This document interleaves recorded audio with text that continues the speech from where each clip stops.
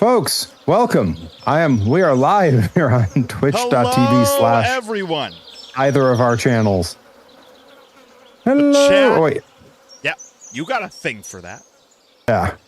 Nickabean's first in the door. Welcome, my friend. Hiya, pal. La la la, I'm slippery as an eel. Slippery as an eel. Seven Costanza. Perfectly good name for a child.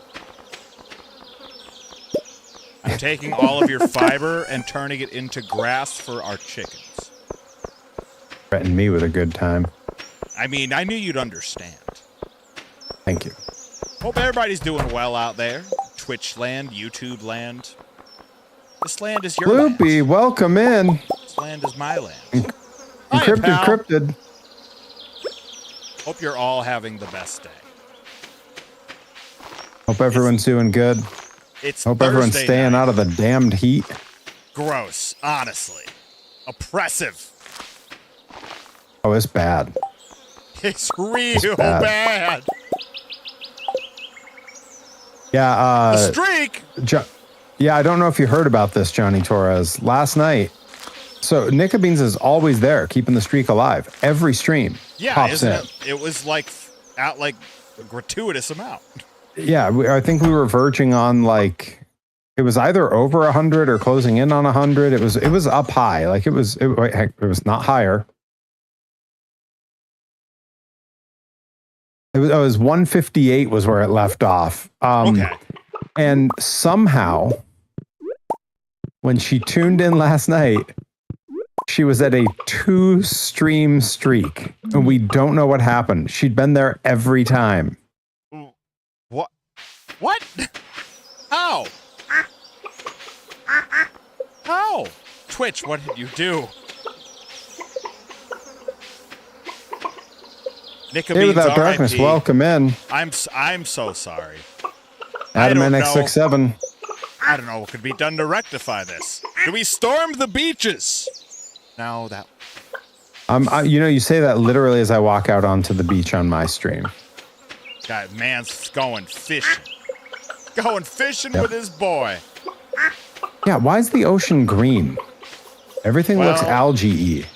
The greenhouse effect. Oh. You're welcome. Yep, that's what Brock Lesnar does. He turns things green. I wore my Minnesota stretching crew shorts to the Blitzkrieg Luau on Saturday. Oh. Bloopy explaining what the green ocean means to me. Apparently it is crab harvesting time, and it also means that there will be more harvest stuff on the beach. Alaskan king crab. That's way better than the Pennsylvania king crab. Alas, king crab, I knew him well. Oh, let's see. What we got here? Crab pot. No crab in it. That crab is blasted off its gourd. Good heavens. Great Scott. Blueberries. That'll teach him to bust my tomato. Radishes. Old school Simpsons reference, anyone?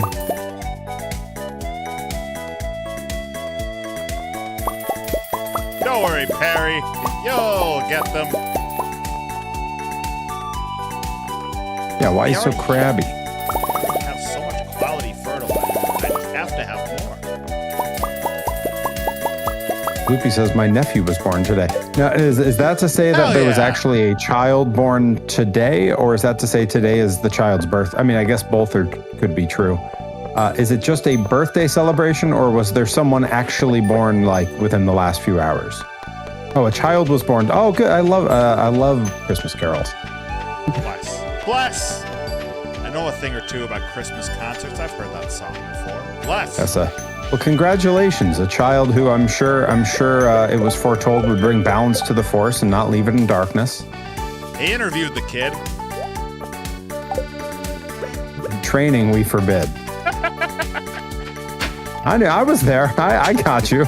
Welcome to the stream, everybody. Hope you're having the best day.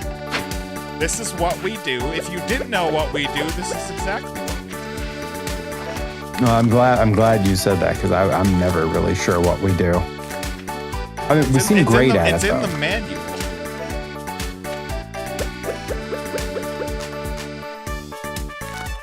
There was a manual? I never read any of the paperwork I'm given. Perry Von Vicious, the man, the myth, the legend. Folks, if you had two Perry Von Viciouses on the planet at the same time, the planet would implode. They couldn't handle. I believe that is the plural Perry Von Vicii, or is it Perry's Von Vicious? I would go with the first word. I would say Perry's Von Vicious. Also because that makes me smile. I feel like grammatically that's got to be the one. It feels like it every time I say it, honestly.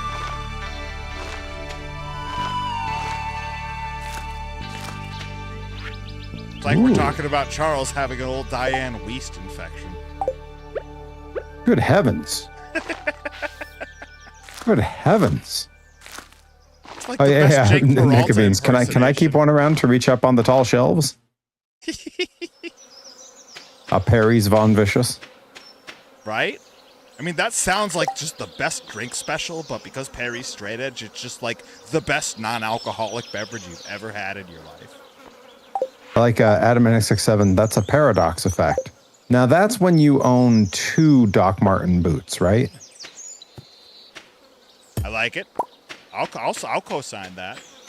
Where do I sign? Now here's the thing. I went out to I was bringing my Doc Martens out to get them repaired. I like this. And I couldn't recall if the cobbler was on the left pier or the right pier. You know, it's a paradox. Come on. Come on, guys. That's like a triple pun. Come on. Come on. Come on. Come on. Folks, if you're not subscribed to Perry Von Vicious already, then what are you waiting for? An invitation to live? If you go out on the docks and you put on a stage performance of Romeo and Juliet, and the crowd goes absolutely crazy, stomping their feet and cheering. I'm with it. Is that Shakespeare? That Shakespeare? I like it. I like it. I'm encouraging it. Day without darkness. I'm subbed. I'm subbed. These people have taste. Shout out to everybody in the chat who has taste watching at home on Twitch. Thanks everybody.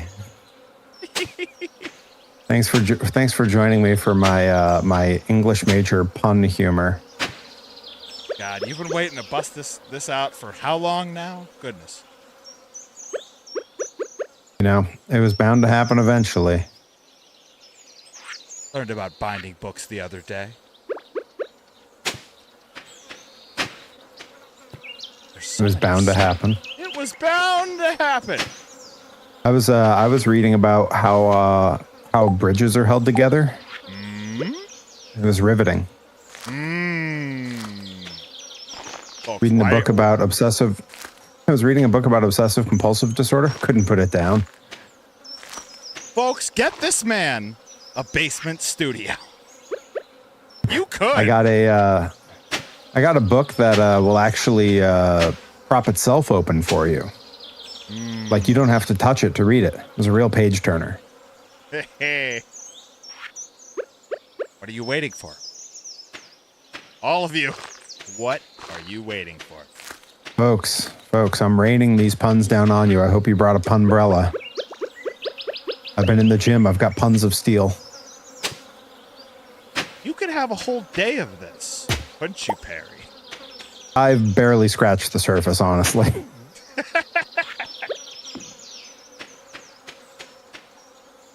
Yep, see? This is what we're doing. This is what we're doing.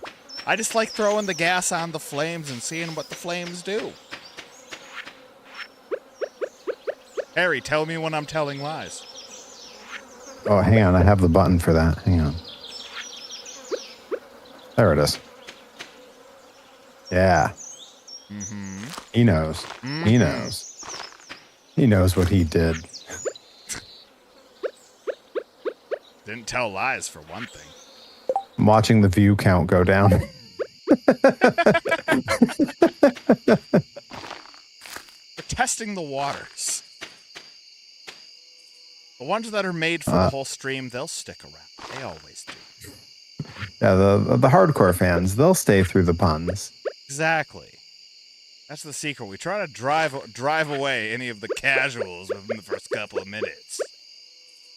Yeah, so Zay Frank, the father of vlogging, like basically invented the medium pre-YouTube, used to have a bit at the beginning of a lot of his episodes where for like a minute or more, he would have some weird thing that was nothing like his show that he would do. And then at the end, it would just cut to a real extreme close-up of his face, like one eye in frame. And he would just go, "Are the new viewers gone yet?" Now we bust out the good material. Like he had one episode that was only the "Are the new viewers gone yet?"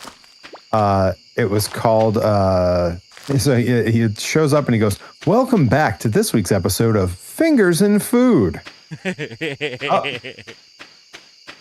Bloopy redeeming Hydrate with that sick Johnny Knoxville clip that I have for my Hydrate now. Say, when do we... Goodness gracious, I lost my train of thought because I was thinking about hydrating. Yeah, it was welcome back to Fingers in Food. Thanks, first of all, that to should our... be a show name is where my brain went. Oh, Fingers in Food? Yes. Yeah, I'm into that. Honestly, Are the New Viewers Gone Yet is a great show name. Like, we already do Fans Bring the Weapons. Can we do, like, a fan, spurred potluck? Fans Bring the Food? Okay. Like, so this ends up feeling a little like the thing I've pitched forever. I think that some brilliant promotion is going to run an event called Wrestlers Not Wrestling. And it will not require a wrestling ring. It will be a stage show that will be essentially a talent show for the wrestlers. That's for the wrestlers who do other old stuff. PvP thing. But I love it so much, and I want everybody to do it. See, because I was it's always not that mad PvP thing. Because that PvP thing was a bunch of wrestlers trying to do a roaster comedy for the first time. That's not what this is. These are wrestlers who already... Right, but this is wrestlers who already do the other thing. So, like, if you have a band, your band plays. If you do stand up, you do stand up. If you don't do those things, you're not on the goddamn show because you're an amateur. Okay. That's not what this is for. I don't know. I'm not necessarily into that, but I'd watch it if it was like a split show where if I bought both tickets, I'd get both days at a lesser price of like wrestlers that don't know that they can do it and wrestlers that they already do it like you're describing. You're partly into the crash and burn part of it. Yeah, because there's a lot of people that just haven't bloody tried it.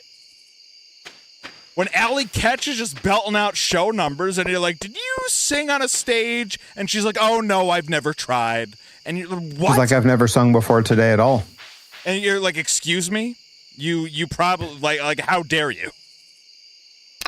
No, that's how we get those people to cross into other fandoms. That's how we get them to leave wrestling. Right. Or bring more money to wrestling. Whatever works. Yeah, get out. This isn't for you anymore. Whatever works. I mean, for some, it's your Daniel Pewters, and for others, it's other successful people. Now, this sounds like an idea for me to put on the Grind YouTube from Nickabeans. Grind Pro Wrestling presents Bacabella Knitting Hour.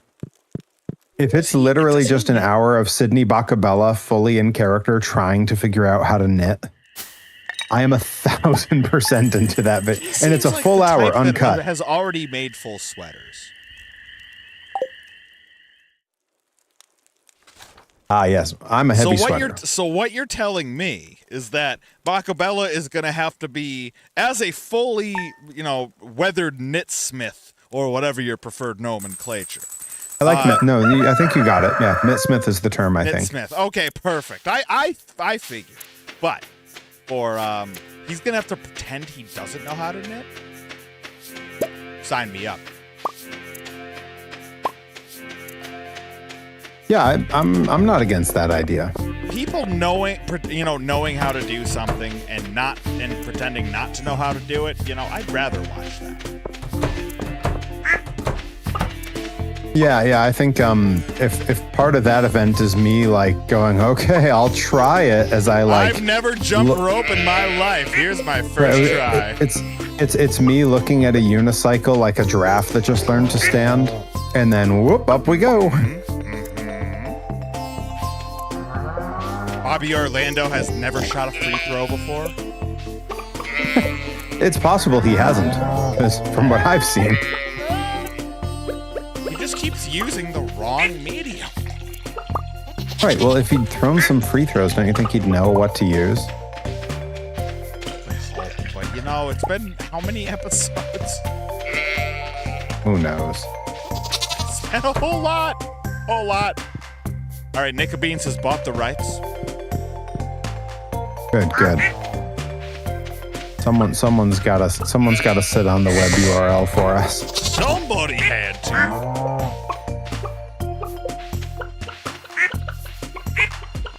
There's so many chickens. I need to expand this. You probably. Oh, that's a good place to put some of that massive amount of money we have. Like, I've already made this coop as big as possible, so I can move it to the other side and then move the barn and put another coop beside it. Ah, yes, the old dual coupe.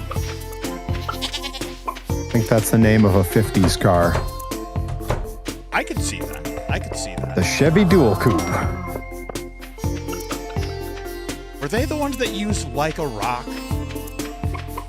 Yes. That was Chevy, yeah. Doesn't really help us to separate our names from the fact that we built houses in Iraq. That's good. I'm going to use that. I thought about that song, and I'm like, they've brought up a bunch of jingles in years past, but I haven't heard Like a Rock in some time. Yeah, I mean, and that's probably why.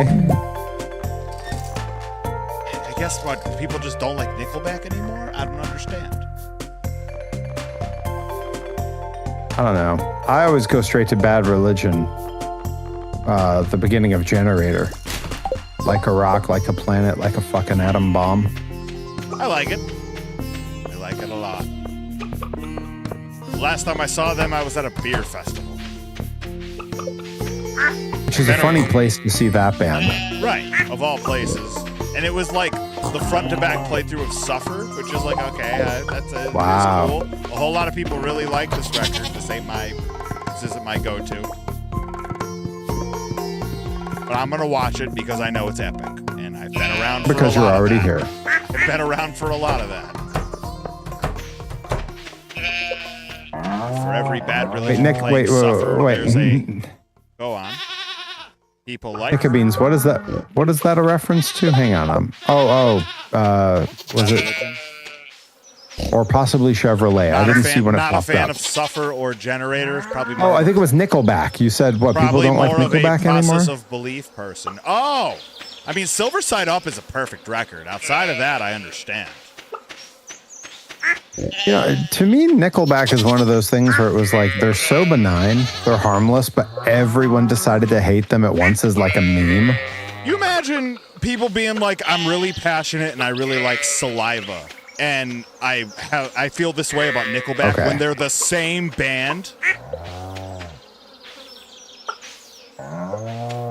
Interesting. Let's go ahead and sit on that, folks.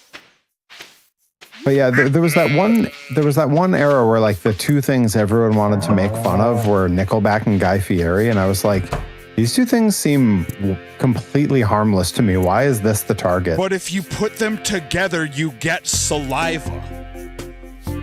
Is that what you get? If you put Nickelback and Guy Fieri together, yes, you get Saliva. I don't even think it's close. I guess Guy Fieri is a good chef, so like you might salivate at his food, yeah. Maybe like a weird era Papa Roach you could get out of that, but I think you're landing more Saliva. Now that's Papa Roach before they tried to capitalize on the emo craze, right? Right around that time, I would say when they had the Monday Night Raw theme song. To Be Loved, like To Be Loved era Papa Roach is probably where we're talking about. Well, I just got 10 things. No. I'll send it to you, don't worry. I just got 10 things of speed grow. Hell yeah. We love that. I don't really have a use for it now, but we can drop it in the 5th bin. I think I have speed grow chilling in here. Yes, I do.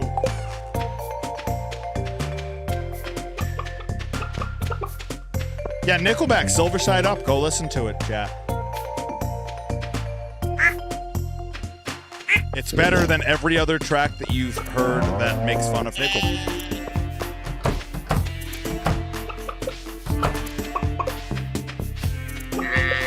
Now, I got as a part of the Columbia Record Club. Shout out to them watching at home on Twitch.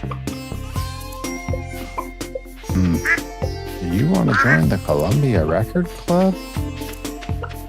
I was ready for that kind of commitment. Oh, wow, you do have a lot of stuff in here.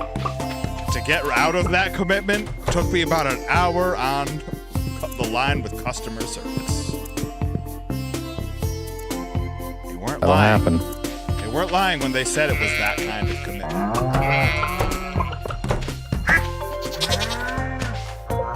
I would never assume Weird Al would lie. Well, they tried to get him to be a part of an AI infomercial, and he told him to go to hell. Very famously, he has turned down a lot of very lucrative commercial offers if they're for things he doesn't believe in. Budweiser desperately wanted him in like 1990, 1991. Yeah. To do a commercial where he would do like a song parody for them. And it was right after one of the actors on UHF was killed by a drunk driver while walking home from set one night.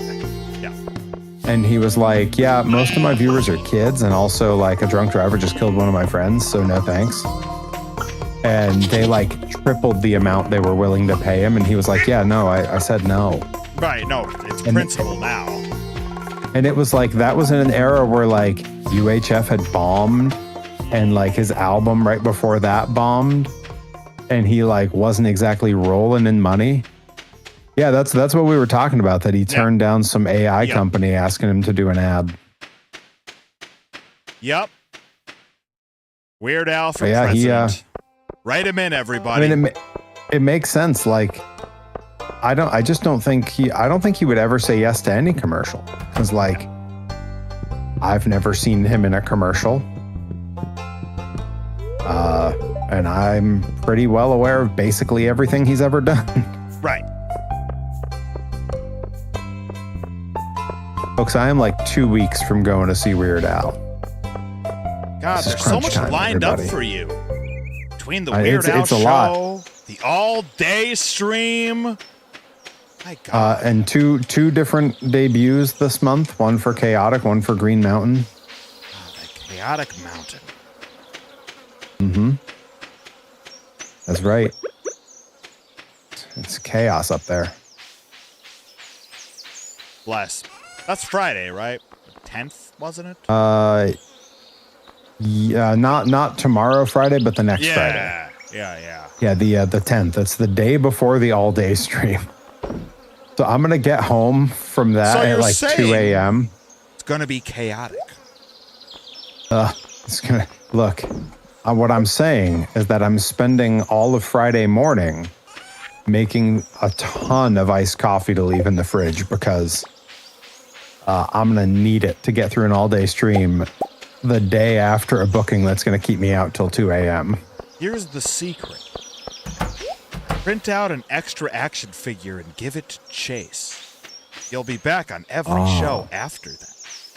Does he collect action figures? He won't admit to it, but if you give it to him, he'll be like, I know where he this won't is admit going. to it. He's gonna pretend that he doesn't. Is this that text with the dean? That's that kid in Japan. You always are pretending like you don't ask for me. Why? Bring me olives. I love olives. I like the thought of this turning into Mortar being like, well, wait, you did bring me an action figure. And then it ricochets down the line. How many figures Mortar. do you have going to Chaotic? None. No time to make them before then. Fair enough. No time. Also, the Luau figures were exclusive. They're not being made again. So, like, I'd have to do the traditional Perrys. Folks, you imagine missing out on a limited edition Perry figure. Oh, God. Gives me heartburn just thinking about it. Speaking of, to the fine folks in the chat who have some giveaway prizes coming and some orders coming, that is all going in the mail tomorrow. I spent a good portion of today making sure everything was looking good and assembled and ready to be packed up, and it's all getting packed up tonight. And now, was that the mystery box? No. The mystery boxes were Joey Nails, and those were delivered to him at the last grind. Hell yeah. So you're saying that there might be one available still if somebody watching was like, I need a mystery box in my life. That's it right there. There's definitely one available. However, because we just started a new month, the number of things in it just started over. Oh, holy hell. This is the second stream of the month. It starts with 6 items. Last night we added 1 because we went by 1 stream. Tonight we'll add another, and it'll be up to 8 items in the box. All day stream day, there's going to be significantly more. There'll be like 15 items in the box by then. So folks should keep that in mind. And also, I'm going to have a set number of bits when cheered, regardless of whether it sets something else off, whether it's a mystery box or a karaoke or a Twinkie Wiener sandwich or any of those. There will be a minimum where if you've given X number of bits, that is an entry for that day's giveaway. The giveaway being the translucent Delmi Exo prototype figure. So say if I make that minimum 500 bits, for example, and you decide to pop the 1,000 bits to get me to eat a Twinkie Wiener sandwich, not only will I eat a Twinkie Wiener sandwich, you will be entered twice in the drawing for the Delmi Exo figure. All of that will be outlined on the day of and probably before that, because I'm going to have to figure out what my rules and numbers all look like. Bless. They will bow to it. It's going to be a great time. Pup Chase, well, here waits for welcome, my friend. Also, welcome in. Spin the wheel and play wrestling games that Perry has potentially never played before. It writes itself, folks. Just drank this coffee so I could run a little faster because I didn't realize how late it had gotten, and I got to get all the way back home. Gonna fly now. Look at him. Hello. La, Today was one of those days, folks, where I had so many different things come up that I genuinely I couldn't squeeze my normal workout in. So I have to debate tonight. When I'm done on here, do I do weights or do I do my cardio? I know, it's a tough call, right? Do you want to be jacked or do you want to be svelte? Reed Cooper, welcome in. Hiya, pal.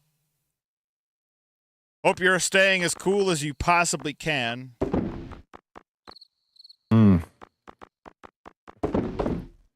We all are, honestly. Pup Chase says, got my first paycheck from the new job. Let's go. Hell Hang on. yeah. Where's my... I got celebration stuff. Here we go. I passed out. It's too amped up over a first paycheck. Let's go. Reed Cooper with the 30 stream streak. Hell yeah. Hell yeah. Hell yeah, Pup Chase. That rules.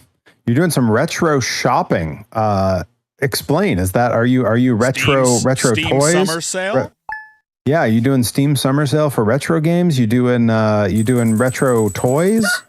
What are we retro shopping for? I'm very interested. I got 10 games for $30 the other day. Yo, what? Retro gaming, aka PS2 games. Ah, love then this. you're gonna love the all-day stream. Upchase, I don't think you were here for the announcement. 7-Eleven, my birthday, next Saturday. I will be streaming from 9 a.m. to 9 p.m. Doing all early to mid 2000s wrestling game roulette. Perry Von Vicious playing Def Jam Vendetta is something I've wanted my entire life.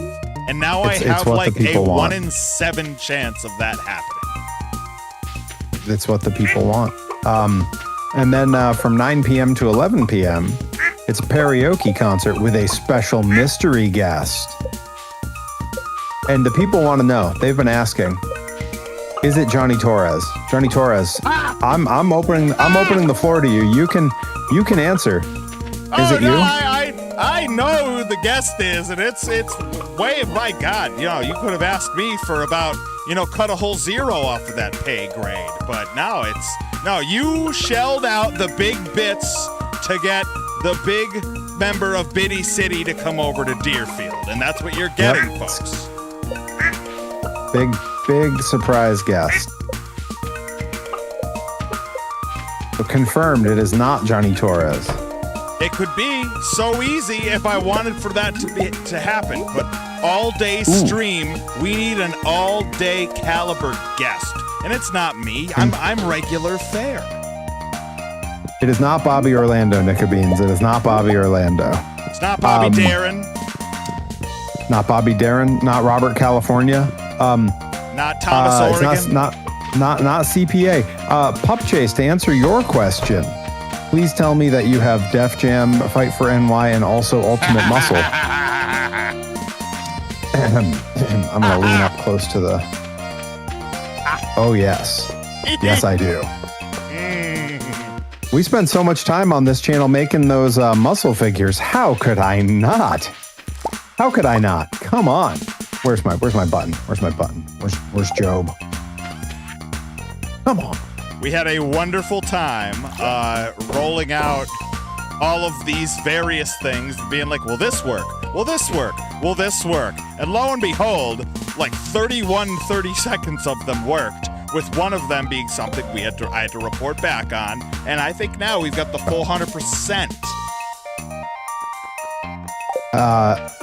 For Reed Cooper, who says Fight for NY isn't really a wrestling game, though, technically neither is WWE Crush Hour. Yep. But we're playing it. It's going on the list. Wrestling it's on the adjacent. roulette. Yep.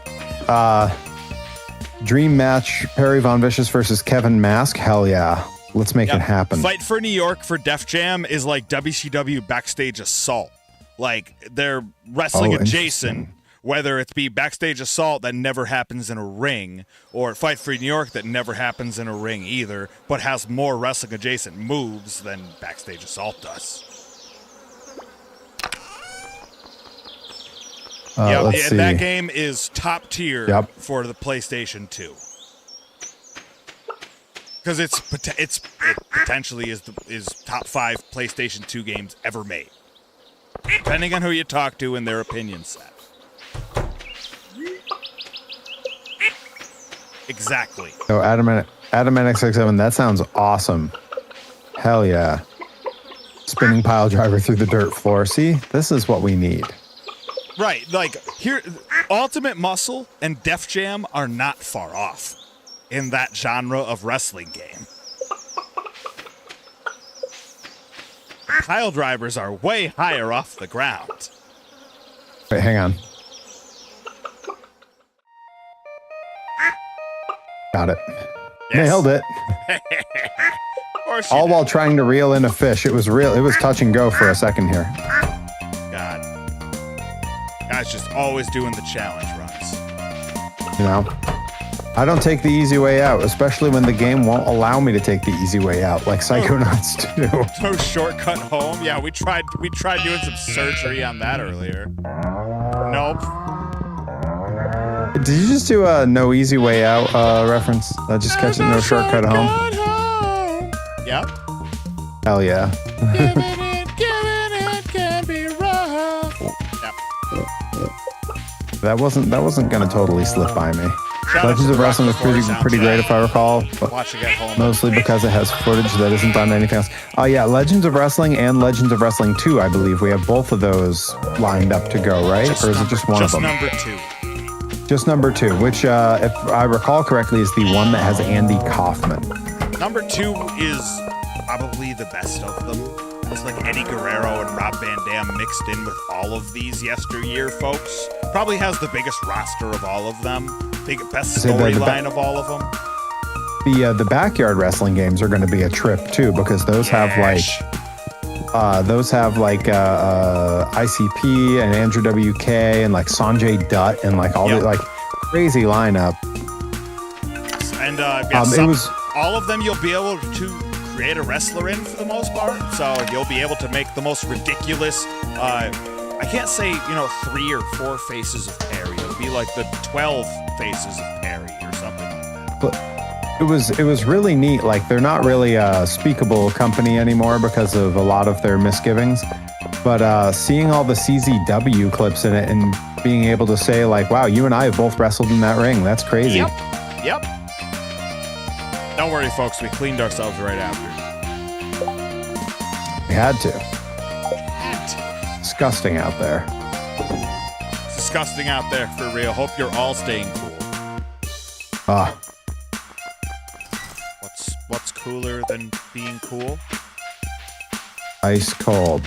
Hey! All right. You know what's crazy? The only reason I know modern culture. Sure. Yeah. Do you want to know? Let me explain to you. I was just about to say. You know what the only reason I know that lyric is? Okay, from a Mega Perry. 64 skit. And I had to look up what it was from. I also like that you called that modern culture. That song's like 20 years old. Yeah, but it's more than that, actually. Semi-modern culture. Sort of in the realm of a semi-charmed life versus a full-on charmed life. I was going to say modern culture. It's a quarter century old. Yeah. So then, I guess everything else that we talked about previously as modern culture is just now classic rock. Was Jarrett Reddick telling us about this whole time?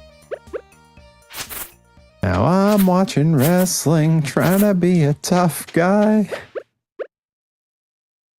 Listening to rap metal. Yeah, listening to Outkast streaming on Twitch. God, and he probably should have been writing 10-year updates ever since, and he has with a tongue-in-cheek on his Instagram and what have you. But I was gonna say he did one recently that was actually like pretty current.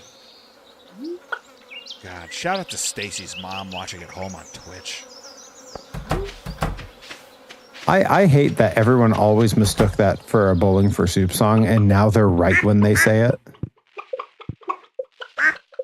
Go back and listen to the rest of that Fountains of Wayne album.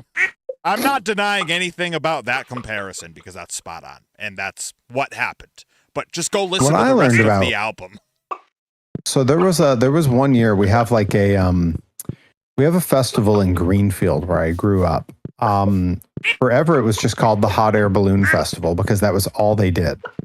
You got there at 6 a.m. They had a table with Dunkin' Donuts on it, and like 10 people with hot air balloons would come set them off. And that was it. That was all there was. That was the entire festival. How do we get Blitzkrieg Pro to one of those? It slowly grew, and now there are no hot air balloons involved at all anymore, and it is a massive folk music festival because that's what it turned into over my lifetime. It's called the Green River Fest, and one of the last years that they still had the hot air balloons at it. They had a double headliner, one on Saturday, one on Sunday. The Saturday headliner was They Might Be Giants, which I got in for free because my girlfriend at the time, her dad was the groundskeeper at the community college that housed the event. Hell yeah. And then shortly thereafter, or rather on Sunday, the headliner was Fountains of Wayne. which was when I found out that they're not really a punk band. No. They're like mostly a folk act. Yeah, no, they're closer to the Smoking Popes of the Gin Blossoms. Like, yeah, like they wrote a pop punk song, and it just happens to be the biggest hit that they had. Yeah, that's right. Stacy is now older than Stacy's mom was. I remember when I mowed her lawn. Good heavens. Thank you. You're far too kind. Where are you? I am.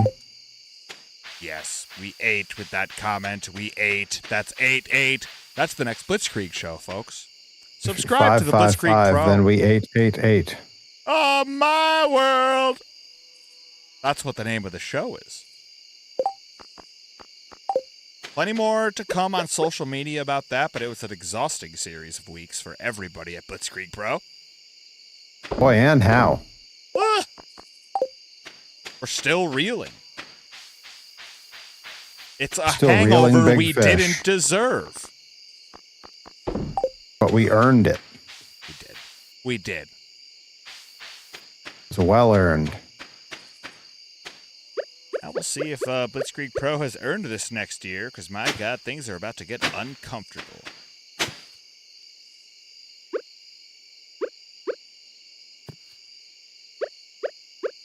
Going to be working on that for the YouTube channel probably within the next 36 hours. So keep your eyes peeled on social media, and I'm just going to tell you when they roll out. We have busy 36 hours.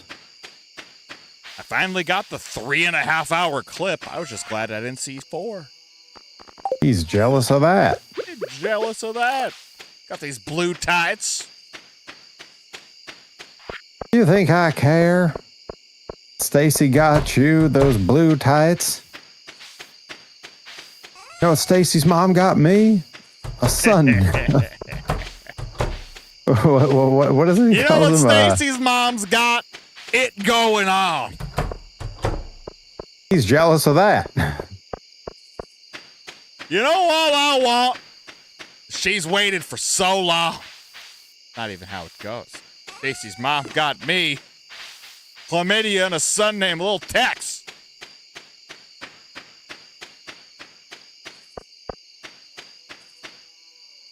Good Lord.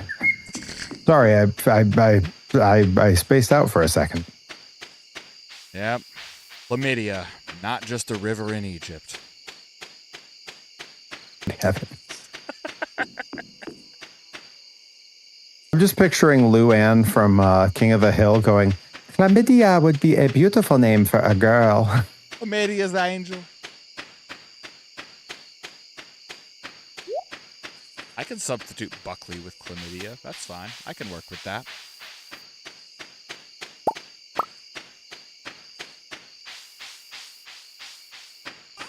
Oh. If you do something with a double underhook, I'm going to call it Buckley's Angel's Wings. I like it.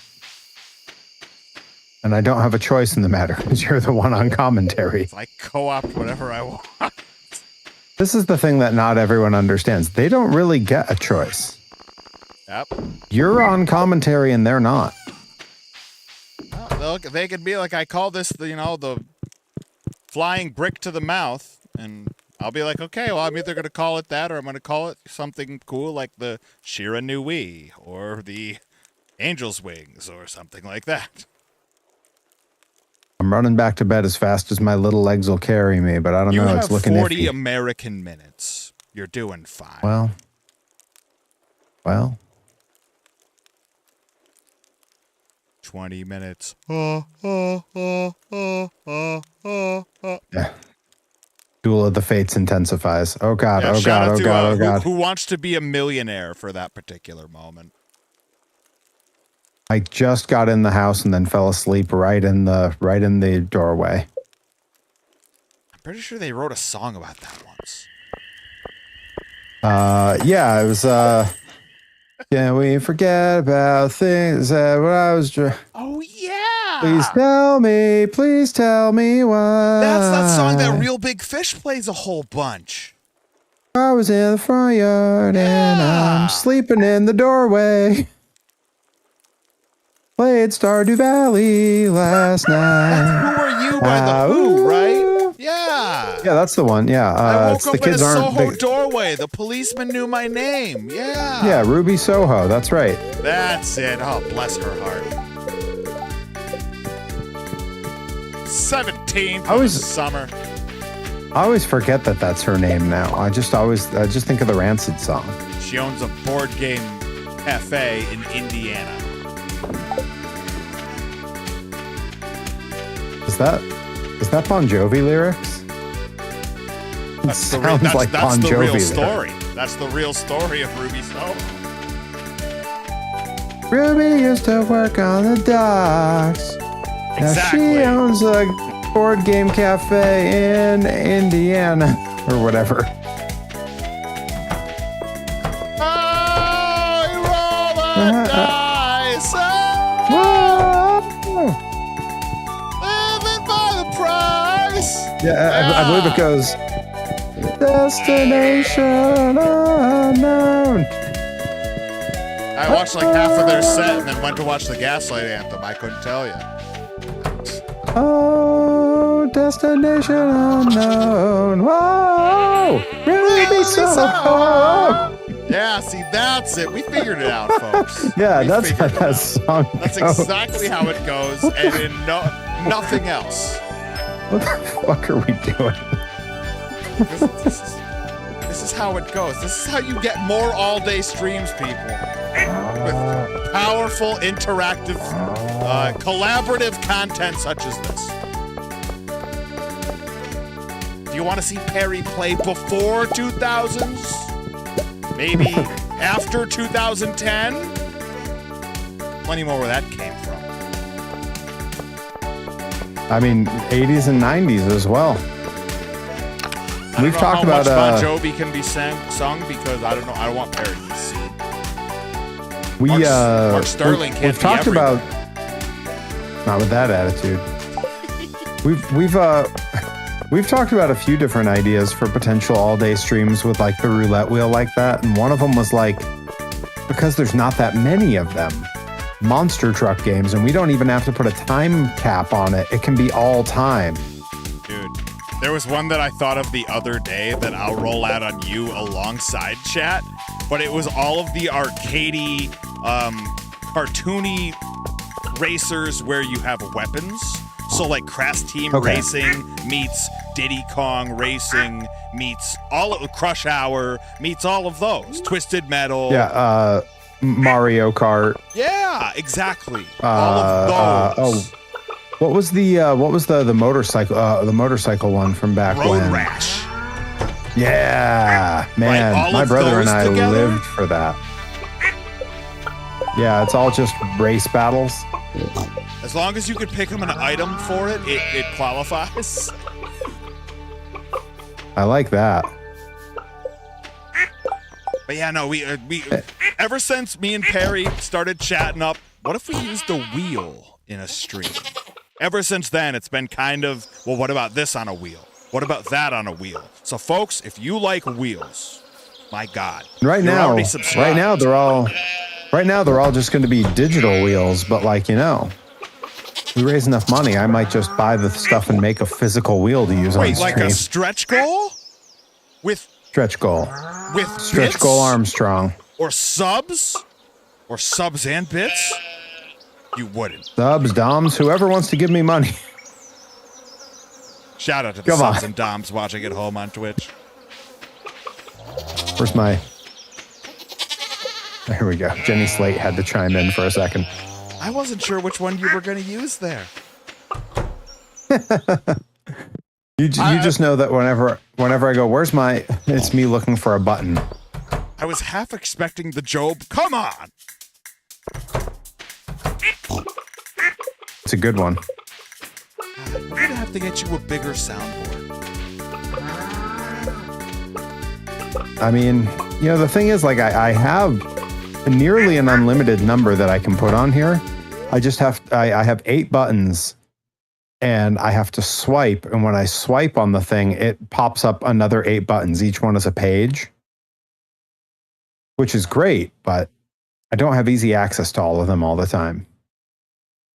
We're going to name this chicken CPA because he's been sad and he deserves to have a chicken named after him. Oh, chicken PA. Okay.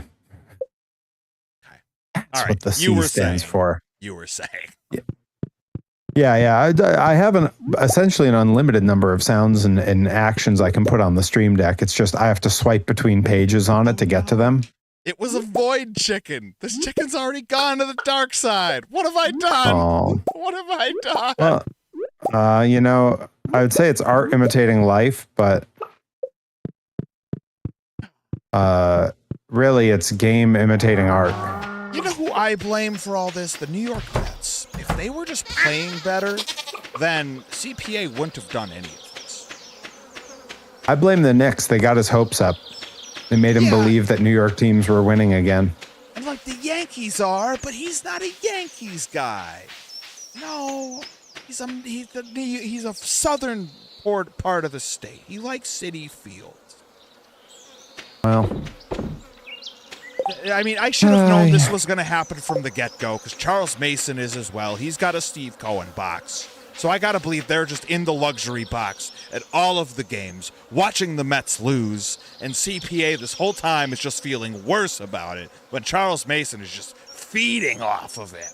God. Look, because this stream is always like 50-50 in or out of kayfabe at any given moment, I'm just going to ask, should I just start posting, like, coming at that group whenever they post? Like, I mean, you're already I'd like to see you try enough. You got Dante to worry about. And just see if I eventually get booked in the main event picture. I mean, like just keep going at him. Once you snuff Dante, I think that's your next step. I don't think it should be that hard. I've beat him so many times. I don't think he's ever beaten me. Right. I mean, yeah, no, I don't think well, I mean, frankly, I don't know what his problem is. I got to find out what's up before I know if I need to kick his butt or not. Like, God. I don't know the full story. Nick Robles had to get a vasectomy. It's not so bad. All right, well, maybe. So what we're saying is maybe Dante did him a favor. Rocker boys might create rocker babies. Look, he's just a rocker boy. He doesn't need to be having children. Maybe once he's grown into a rocker man. Oh, yeah, like all of the boys turn into men in pro wrestling. Well, he might. Either way, while he's still just a boy, he shouldn't be having a baby. Shout out to Nick Robles and his large and growing family watching at home on Twitch. I thought you were going to say his large ingrown testicle after getting kicked. Ah! It wasn't good. I'm glad Dante left the Doc Martens at home. Reed Cooper, I don't know what pull a bully Ray means, but I assume it's not anything I would ever want to do. I got this one, Perry. So I worked at House of Glory, and I know what pull a bully Ray means. It means to invite Ricochet into the ring to kick your opponent square between the legs. Oh. It's exactly what he meant. Say stupid stuff. Okay. That is a Bully Ray. Classic Bully Ray. Classic. You know, here's the thing about Bully Ray. Why is everyone so surprised that he's a piece of shit? He was very nice to me at House of Glory. That's all I got for you. Sure. But, like, it's a guy that basically, like, the most over he's ever been was just because he was allowed to say, like, slurs. There was that singles run on Ruthless Aggression Raw where I thought he might win the belt. I will say that's the most over he ever was. As like a wrestler that wasn't getting internet heat cuts from the side. But in terms of internet heat cuts from the side, it's ever since the busted stuff started happening. Yeah. I didn't really watch the Ruthless era. God. He was having great singles matches, and you were like, I wouldn't have said this years ago, but Bubba Ray could carry this Monday night product on his own. But that was a different time. I don't stand by the TNA stuff. Anything like Fortune or after, I think we can just kind of write off. Yeah, I definitely I didn't see any of his TNA stuff either. Like TNA was dead to me long before that. Yeah. There's a handful of matches like that. Yeah, Bully Ray had like a tables match with Triple H where he put HHH on the table in shaving cream. And the whole buildup felt sick. And then it was over in like 6 minutes. Well, I mean, does a tables match ever need to go much longer than 6 minutes? Like, I mean, if you're good at it, you can get a good 12 out of it. And if it's one table and you keep moving the table around. Right, but again, if 12 is kind of the like, wow, you could really stretch that to 12. I feel good about that. If it's over 10. 10 always seems to be the hard equator on the wrestling globe. So like if it's over 10, okay, it's meant to be something a little extra. If it's under 10, it's probably before intermission.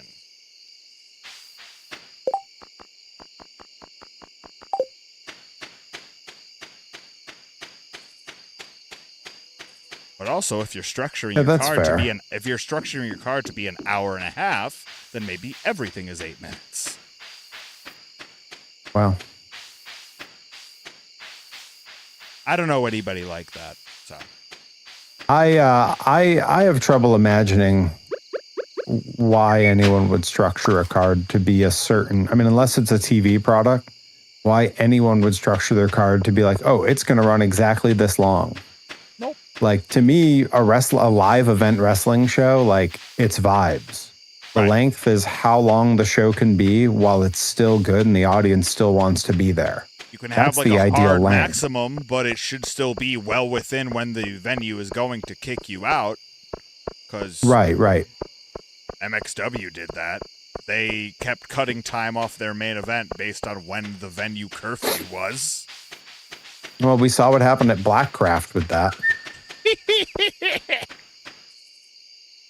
The main event that everyone was waiting for, that everyone was like, this is going to be like the match on the show. I rekindled speaking relations with so many people in the bar while we were waiting for that show to start. I remember. That was the first I saw Jay Freddy in a couple years, was at that show. Yeah, I remember at that show, you bumped into Janela and reconnected with him there. Yep, Joey Janela was one. Yeah, Solo Darling was another. There was just a whole bunch of folks. Yeah. I was like, wow, this bar. Maybe I should come back to Jersey City more often. And that one breakfast spot was amazing. Subculture? Is that the one with all the cool like video games and shit? Subculture, yes, sir. Yeah, Subculture was awesome. Breakfast and lunch. Yeah, that ruled. God. Reed Cooper says every match should be 4 minutes tops. Okay, that's why you're watching that Worcester company. Ugh. God. Woof. I don't need much beneath like 7 minutes. I think it's like the shortest wrestling match I need in my life. Yeah, I mean, like the rare exception is like, I don't mind in a TV product. I don't mind a proper squash match if the whole show isn't made up of those. Whoa, booksellers in town today. See, everything's like Green Rain has That's descended. why like I don't even bother with the TV products, because even that, like I can't abide that. Yeah, if it was the only way for me, the only way that a live, oh wow, everything's growing all of a sudden. Oh my goodness, I gotta chop this down. Green. It was like that one time, anyways. But yeah, for me, like in terms of like live events and like squash matches, I don't think that they ever make sense unless you're literally running every week or every other week. Like if there's a story to be told in it, I think it can serve a purpose, but it also depends if someone can make it good. Yeah. Like it has to be entertaining. It can't just be like, It can't just be what we saw for those. It was pretty forever, dead to me the moment we started getting light heavyweight divisions, where it's like, okay, why are we bothering with Paul London's versus Kane's when he just pulled his mask off, or stuff like that? Like, why aren't we just doing divisional stuff all the time now? And then from there, it's like, I don't need heavyweight squashes quite like that, unless it's like Goldberg and Tank Abbott, and that's what I like. But novelty in their squashes. Yeah, that's more what I'm talking about. Yeah, that's exactly it. It's like the Goldberg thing. I'm like, you know what? That served a purpose. He did months of squashes, and it's become like a thing of legend. Yeah, and now whenever you bring out somebody that even has a mild degree of recognition to him, you're like, oh, he's gonna squash this guy too. But yeah, most of them I just have no use for. Sometimes he does. But also, I was forced to do a number of them, so also, like, I'm hard biased against them. Now, Reed Cooper says, what if it's only squash matches? Now, see, again, to me, that falls into it being a novelty.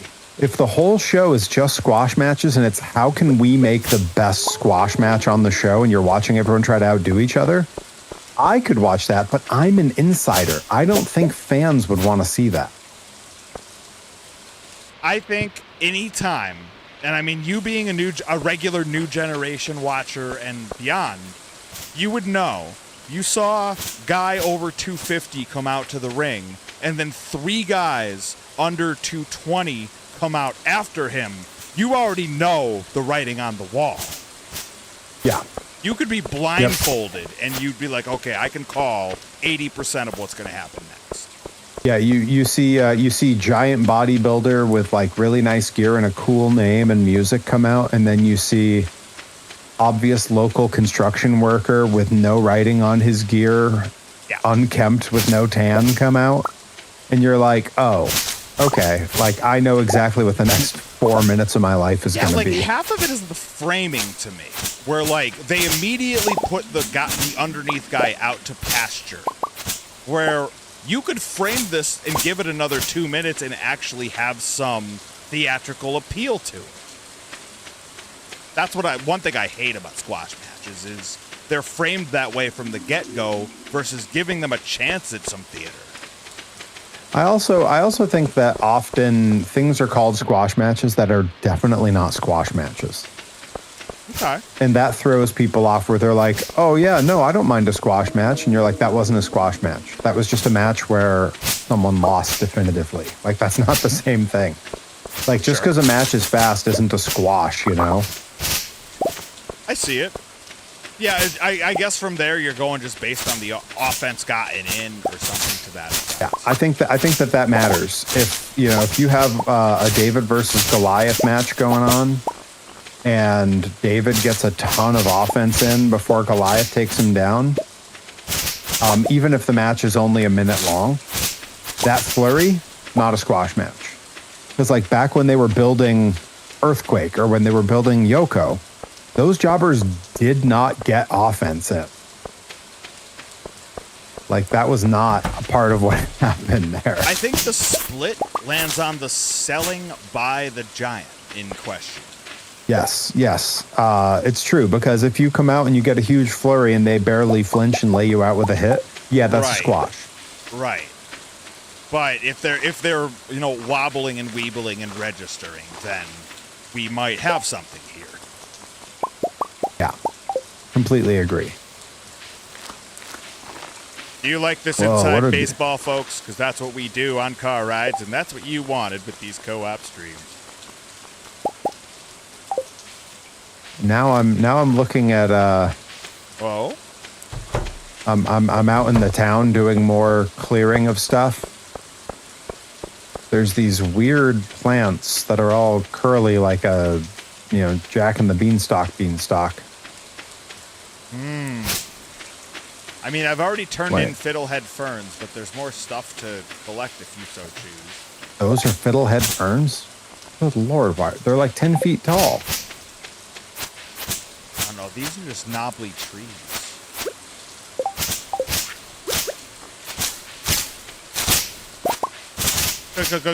Ghosts!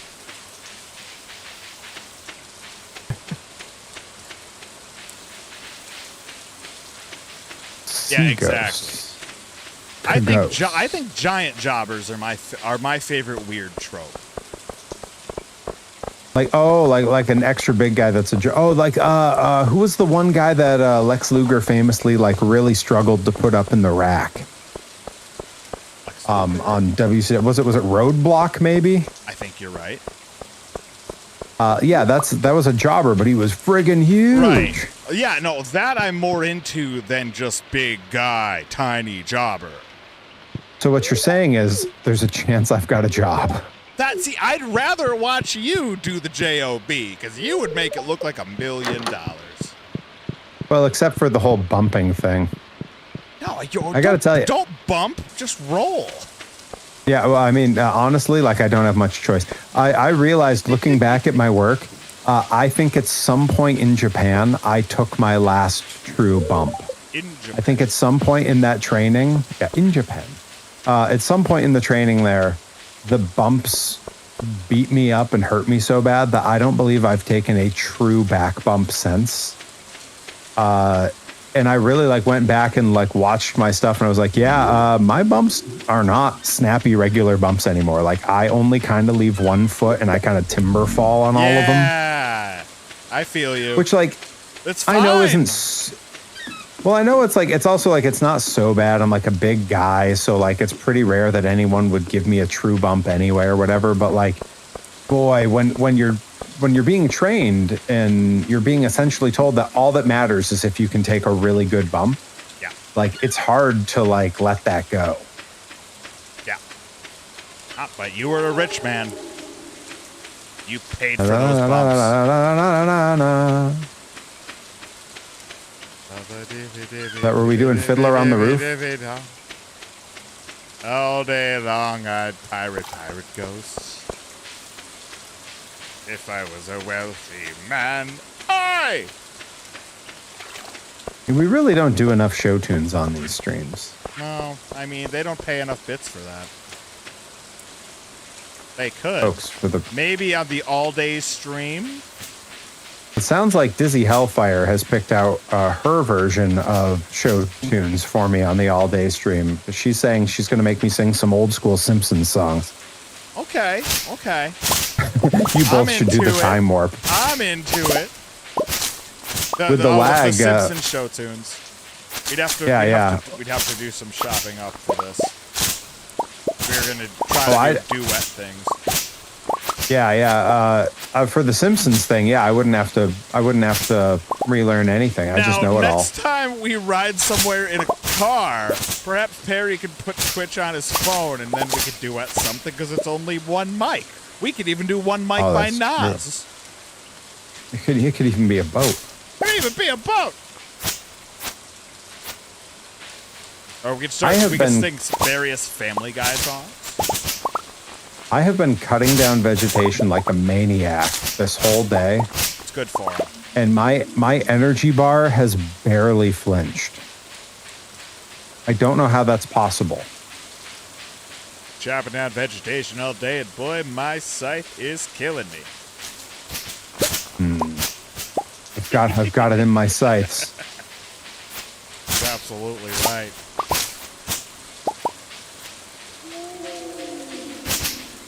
Yeah, I have no idea if I'm supposed to cut all this stuff down. I tried doing a time warp once, but I never came back. It's true. It's true. He's gone.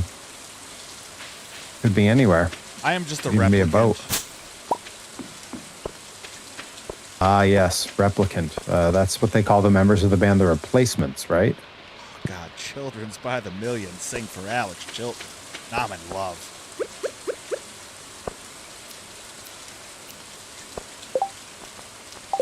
Ha ha! There we are. Ha ha! That's the sound I need on the board. It's just George Senior from the voice, the speakerphone. Ha ha! Yup, I'm for it. Oh, maybe I should get a job. I could be a waiter. Ha ha! You have Colin High already doing Overkill? Which line would it need to be? Because the sound bites have to be pretty short. You could probably do like 3 different ones. Yeah, I mean, really, it could just be the I can't get to sleep. Just that. You could do day after day and it reappears. Day after day is really good. For people that are jumping back into the chat, it could be it reappears. I mean, honestly, I think if it's someone jumping back in the stream, day after day it appears. So someone with a good watch streak. If it's a watch streak, night after night. Yeah. I think, yeah. You could probably get about a good 5 alerts off of this one song. Is that tuning in going, overkill? God damn it. Ghost appear and fade away. Come back another day. A day. I can get no sleep. Think about the implications.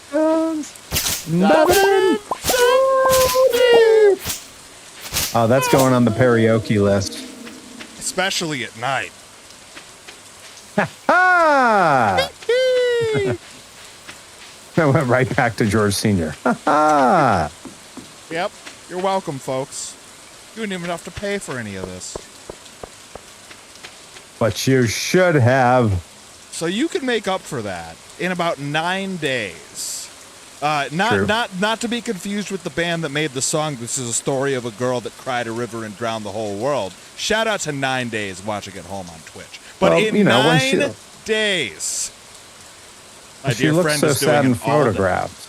Oh, I absolutely love that all-day stream when it streams. Ah!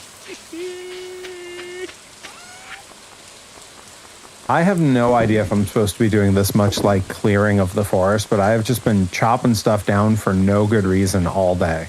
It's a story of a girl. You're doing great, Barry. Okay. Oh God, it's midnight somehow. Okay, where's my coffee? I gotta get the hell. In photographs, absolutely love her. Absolutely love her. When she smiles. When she smiles. Is that on the karaoke list? No, but it could be. Someone could request it. Folks, write that down. And write down the song Reed Cooper's requested, I Want to Jump in a Lake by Reed Cooper. I'll see if they have a version of that on YouTube. I bet the karaoke track slaps. All right, we don't need any acid. Come back another day. You know, that's a good one for when someone says, I gotta hit the bed for the night, and they leave the stream. Come back another day. Man, that song's a gift that keeps on giving. I was gonna say that we've talked about it before. That full band version, quietly as good as the acoustic version. Dude, it blew my mind when I first heard it. I'd never heard it. A little sax riff at the beginning. Bum, ba-da-da-da. Dude, so good. Oh, I think I'm just barely gonna make it to the bed. You got this. Just made it. Whew. I hear you, Reed Cooper. We've all been living the gross Northeast Coast, super hot humidity life. We all want some cold November rain. Unfortunately, it's a hot July sun right now. Everybody needs some time. Yeah, you know, boy, ain't that the truth. I don't want to get sued. Or do I? Maybe. Maybe Back you do. Another day.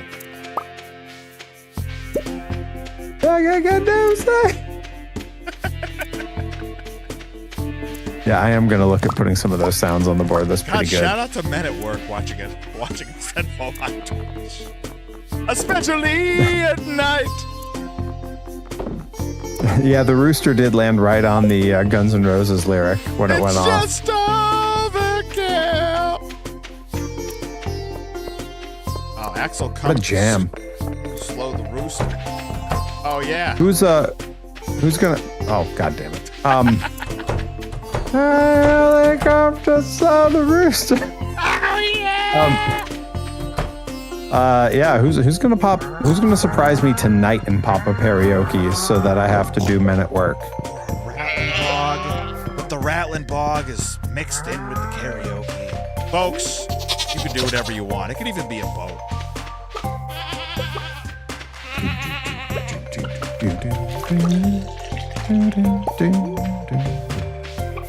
Not reference anything that refers to that dude Tommy. All right, so no pinball wizard. No.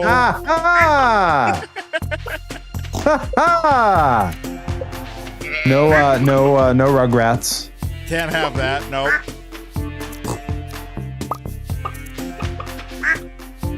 I assume you're referring to Tommy Tallarico.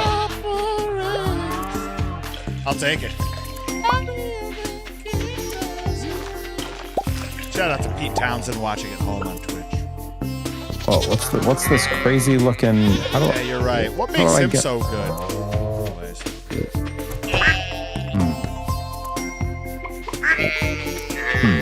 What's up in here? I think I just found the tower from the movie Tangled. Oh, I love that.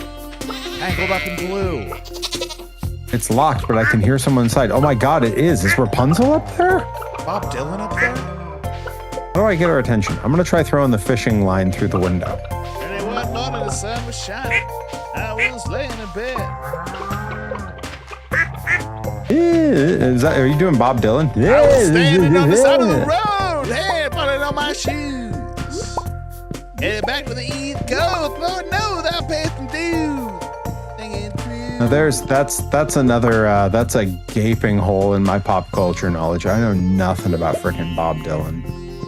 I just know that anytime Bob Dylan has been played for me, I check the fuck out. Right around 2009, I worked at a movie theater. In fact, the very movie theater we've gone to a few times.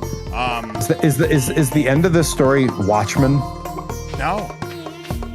Oh, because I know that they opened Watchmen with yes. with I Bob also Dylan. did. I did see Watchmen there, and yes, they did open with The Times They Are A-Changin', and yes, it was rather pivotal for me as being 19 years old.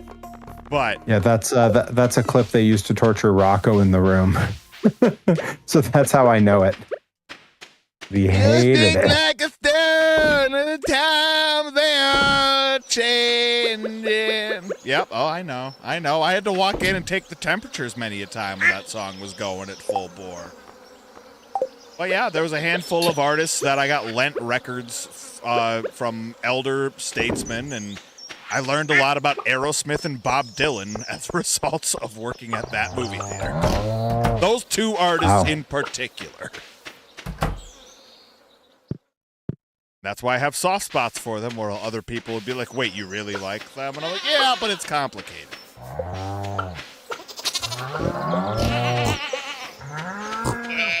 I'm Reed Cooper. Shout out to Animal from the Muppets, inspired by Jason Bonham, watching at home on Twitch. Zack Snyder's Watchmen is better than people realize. Thank you. I appreciate that.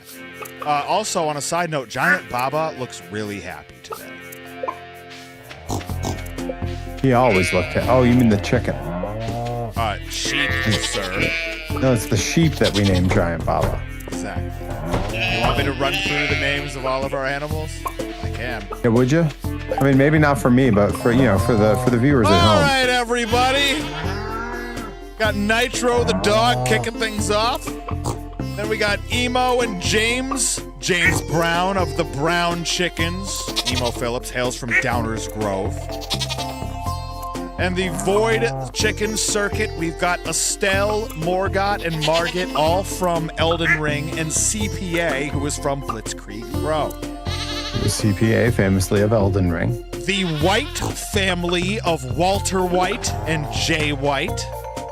That's the Switchblade. Keith Moon and Lunar Sea of the White Cows. Huey and Frederick Ducksworth of the Duck family. I just remembered Bull Nakano. So good. Billy the Kid from the Goat family. Porky, of course. Porky from the pig family, and Lola from the bunny family. And of course, you already know Giant Pop. Sure. That's our animal lineup, folks. You give Perry a certain amount of bits, it'll be in the thousands. We'll name an animal after you.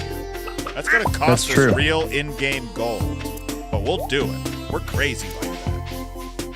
Yeah, if someone wants to pop the Twinkie Wiener sandwich alert, not only will I go ahead and put that on the list for a Twinkie Wiener sandwich during the all-day stream, but we will rename an animal for you, or get a new animal and name it for you.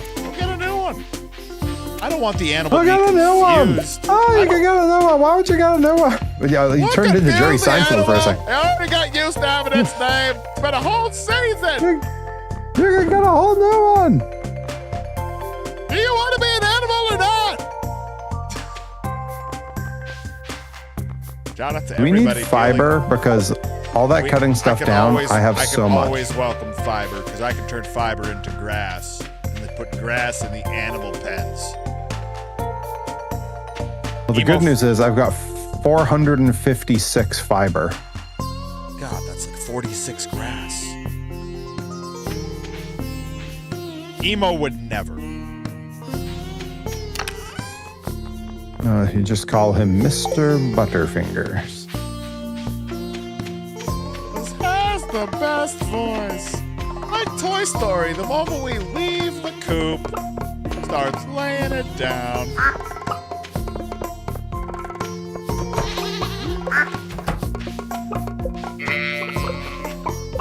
So many more mixed seeds for you. I wonder if he still lives in Downers Grove, or if he just has like a summer home there. I believe he lives in New York City somewhere. Although if I was him at his age, I would live in... Oh, I've got a bunch of secret notes. Ooh. What do I do with the secret notes? But don't read them in public. Don't count your tips in public, Cedric. Secret notes? What do I do with them? Fiber in this heat? Nah, man, I'm pooping enough. That's solid. Where's that's solid the lie? banter, Reed. Well, let's hope it's solid. Ah! That's what we do. Good. Good heavens.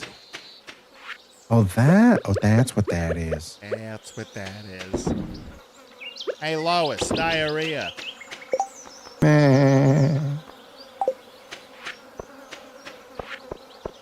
Shout out to Seth MacFarlane. Watching at home on Twitch. Watching at home on Twitch. Or drawing a Brian that's watching us on stream who's watching at home on Twitch. Somebody is. Seriously though, what do I do with all the secret notes? I've got so many of them. Secrets?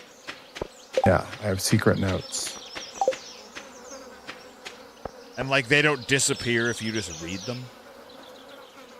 I don't even see a thing to read them. Wait, hang on. Maybe I can read them. Here we go. I was looking at them in the menu instead of here. Oh my God, it's got like a code or it's a map. I don't know. It's got directions and a check. And it looks like it starts in front of a house, but I don't know what house. What the hell does this all mean? Hang on. I'm sending you a picture. Everyone's watching to see what we will do. Everybody's working all the weekend. There you go. What the hell do you make of that? Got a brand new map. Yeah. Well, that looks like the fisherman's place. Well, what the hell? I don't know. This is silly. Right. No, that doesn't make sense from that side. That makes sense from that side. Want a piece of my heart? Yeah. I looked it up. Steve Cooper says, I looked it up and it's secrets, but how to use them. Thanks, bud. Come on, let it go. Anyways. Oh my God, the note does disappear after you've looked at it. Oh my God. Oh, well, it's Thank good God that you I took a sent it to picture. me then. Yeah, no, Yeah. You killing it here. Shut up. No, literally, that's incredible, like, thinking on the spot, because you wouldn't have known it was going to disappear. You had mentioned, do they disappear after you look at them? And I was like, I don't even know. At the time you said that, I was like, I don't even know how to look at them. We're working together, Perry. This is why our co-op stream is why we get paid the big bucks. That is why we get paid the big bucks. This doesn't make any sense unless I go to the wiki. I dare do that. Dare to be stupid. Reed Cooper says, I read something, the notes trigger off the bus stop. Turn the chains on, listen to me. Time for us to join in the fight. It's time to let your babies grow up to be cowboys. It's time to let the bedbugs bite. God. You know how hard it is for me to not just keep doing the lyrics to that song? Nobody told you to stop. No, they have to pay for that. They do have to pay for that. See, that was a test, and you passed. Folks, it's going to be a really hard pick for everyone. Which lyrically dense, difficult Weird Al song to spring on me?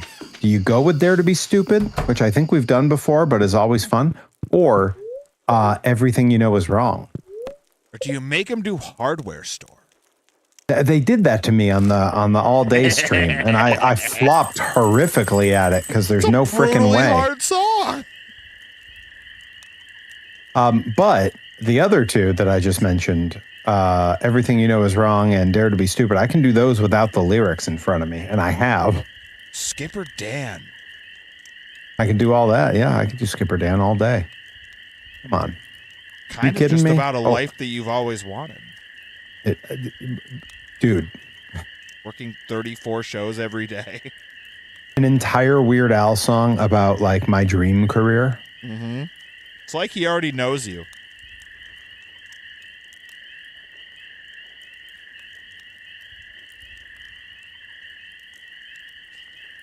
Sorry, I just went into a JD from Scrubs flash away for a second there. Yup. God, that Elliot is one hot tamale. Oh, your face is red like a strawberry. Starting at the green strip. This is madness. I found an answer to this map that you sent me. I'm like, this is dumb. This is a depiction of one willow lane with a series of arrows. Starting at the green square depicted, which is directly in front of the door to the house, follow each arrow until the character can't move anymore. First, walk left until they hit a permanent obstacle, and then walk up. Reed Cooper says, how about Now You Know? Now You Know is probably the song I know the absolute least of Weird Al's because it's so new and it's not like a genre I really enjoy. And like, it was just made to go in the credits of the movie. Like, I have a suggestion, but I'm not going to say it here. For karaoke? For something else? Just give it time. Okay.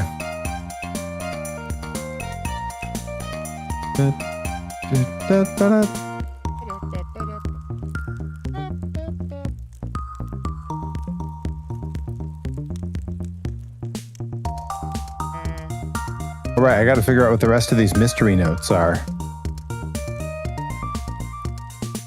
Which means I also have to take a bunch of screen grabs. All right. So you go ahead and take that. Let's see. Yeah. Starting at the green square depicted, so you. Oh, this is weird.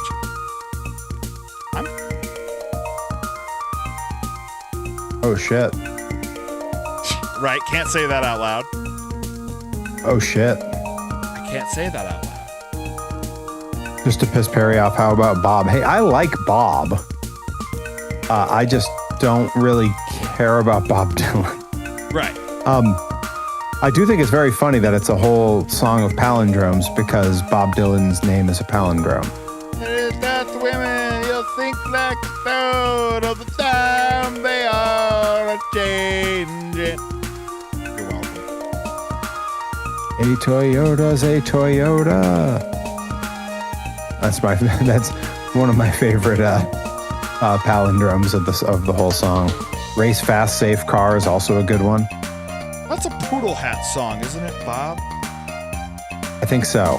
Yeah, I believe that's Poodle Hat. I bought that album out of Shaw's. Yes, a Shaw's Shank Redemption. There's the next note I have is a page from Abigail's diary. Okay. And it's a list of things she loves. Everything you love is wrong. Let me find it. I'm going to send it to you. Everything you know is, everything you know is, everything you know is. Okay. That's not right, that's not right, that's not right. Hello, things I love, the this, the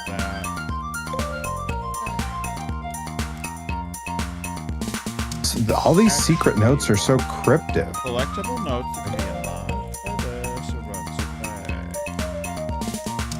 footsteps of the bush of the placard.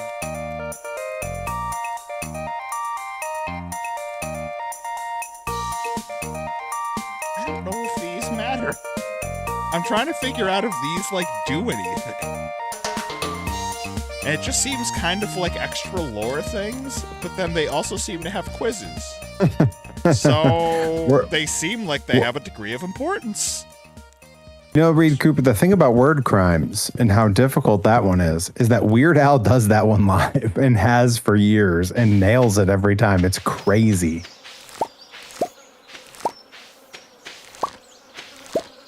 Yeah, Blurred Lines was always a big Jeremy Leary karaoke hit, so I always knew that original. And then when Al did the cover, I was like, oh my God, Jeremy. And he's like, I don't want to hear it.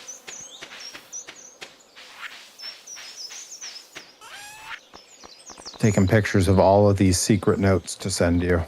Okay. Yeah, I gotta look up if they're actually important. It's at this point, I can't even tell if they matter.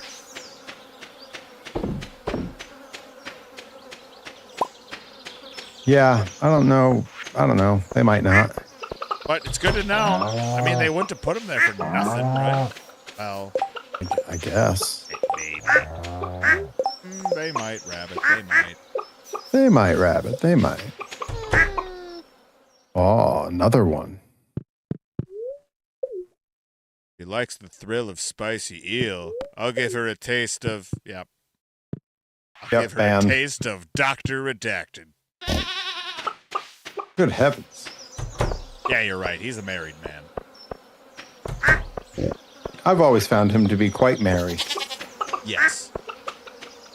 Christmas. Yes. Christmas is every day when Redacted is in town. Boy, ain't it the truth. You know, I'd be pretty merry, too, if I went to the damn Disney parks as often as he does. Every time I see him now, he has to wave at me in front of commentary because he has to leave before I can say a proper hello. Or goodbye. Yeah. It's always both. It's always, hey, he's not going to get here till doors. And it's always like 10 minutes after. Oh, remind me when we finish up here. I've got a really great story of someone we know seeing Redacted at this show for the first time in a long time and doing the biggest, like, foot and mouth accidental, like, shitty insult because they didn't know what they were saying. Oh, no. Yeah. God. Yeah, it's a good one, but not one I'll say on stream. Mouth. That's a hilarious image. God. Those people don't know what they have. If they did, he wouldn't leave with shirts. He'd be sold out of them. You know, he did great at the merch table. With shirts in his hand, that's not good enough. You know, I know. I'm the same way. No, anytime I leave and I still have merch left. Light tote leaving, like it wasn't full, like people have been clouding around your merch. So, like, I'm happy to say it on stream because we're amongst friends. The yellow Epcot style shirt that I designed on stream back when, after this Blitzkrieg show, I had 3 left from the entire order that I placed. The Edward Gorey cat that my wife designed, that's like a pale pink shirt. I think I have like of the entire order I put in, I think I have 10 left. Bless. And that's a pink shirt. Like that stuff doesn't always sell well. Guys hitting it out of the park. It's not 2007 anymore. Not just seniors wearing the popped collars with the pink polo shirts. It's senior year. Everyone's going to the Pink Pony Club. That's where those t-shirts started, Adam. Yes. 2007 I agree. was the year. I agree. Real men wear pink. Real men wear pony. Real men wear club.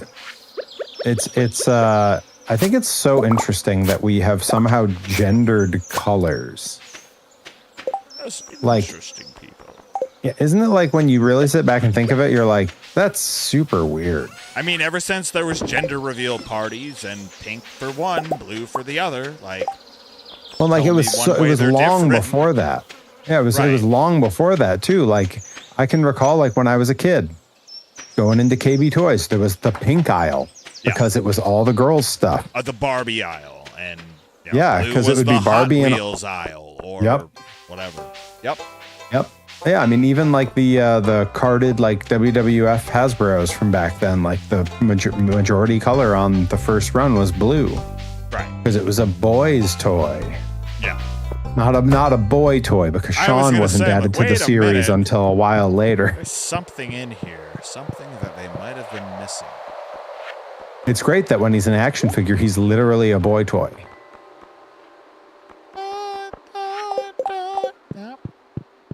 Makes them hot. Makes their joints shiver. I was at a gender reveal party where they actually burned the reveal smokers wrong, and it turned white. So I was like, the baby is the new pope. Baby, I like that. That's good. Biggest White Sox fan in all of the south side of Chicago. The baby was said to bring balance to the force, not leave it in darkness. Yeah. They interviewed the kid. Oh, training they forbid. Hey, listen, stick it in your pointy ear. Very still. Will teach this boy. He was singing. That was how I closed the final karaoke of the last all-day stream, because that's what Weird Al has closed his concerts with for 30 years almost. I was there. I know. It felt appropriate. Last September, I sent you the pictures. Yeah, you know what's up. Didn't play Skipper Dan, but that's okay. I got like everything else. I was gonna say you got the abbreviated version of the show because you were at the festival. Right. Festivals be like. Yeah. Festivals be like, I kind of saw this artist. Saw a good 3/4 of it at like 1.5 speed. Shout out to Bowling for Soup watching it all on Twitch. Dude, the way that they play their stuff so much faster live is crazy. And like, I get it. You could fit in a whole lot more songs. And so you can fit in, the Jimmy Neutron and all that. Good Lord. What a weird career they ended up having. No, I know. Now when Jarrett Reddick just has the nicest pool. Good for him. Well, I say that like it's a put down that he did cartoon themes, except that like when you see Weird Al live, he definitely plays the theme to Captain Underpants. Captain Underpants, and to the other one that he did the show theme for. It's not Jimmy Neutron. It's not Phineas and Ferb. It's the other one. Something that was way past when I was really of like cartoon watching age necessarily. Still now thinking about Phineas and Ferb because I had forgot that one before. I'm like, how's that one go? Oh yeah. Yeah, that was the one that when we saw Bowling for Soup and Less Than Jake with Jer and Bree. Yeah. That was the moment Bree lost her mind. She was like, "They did this?" And I was like, "Oh my God, you are so much younger than the rest of us." Generation gap. It's great.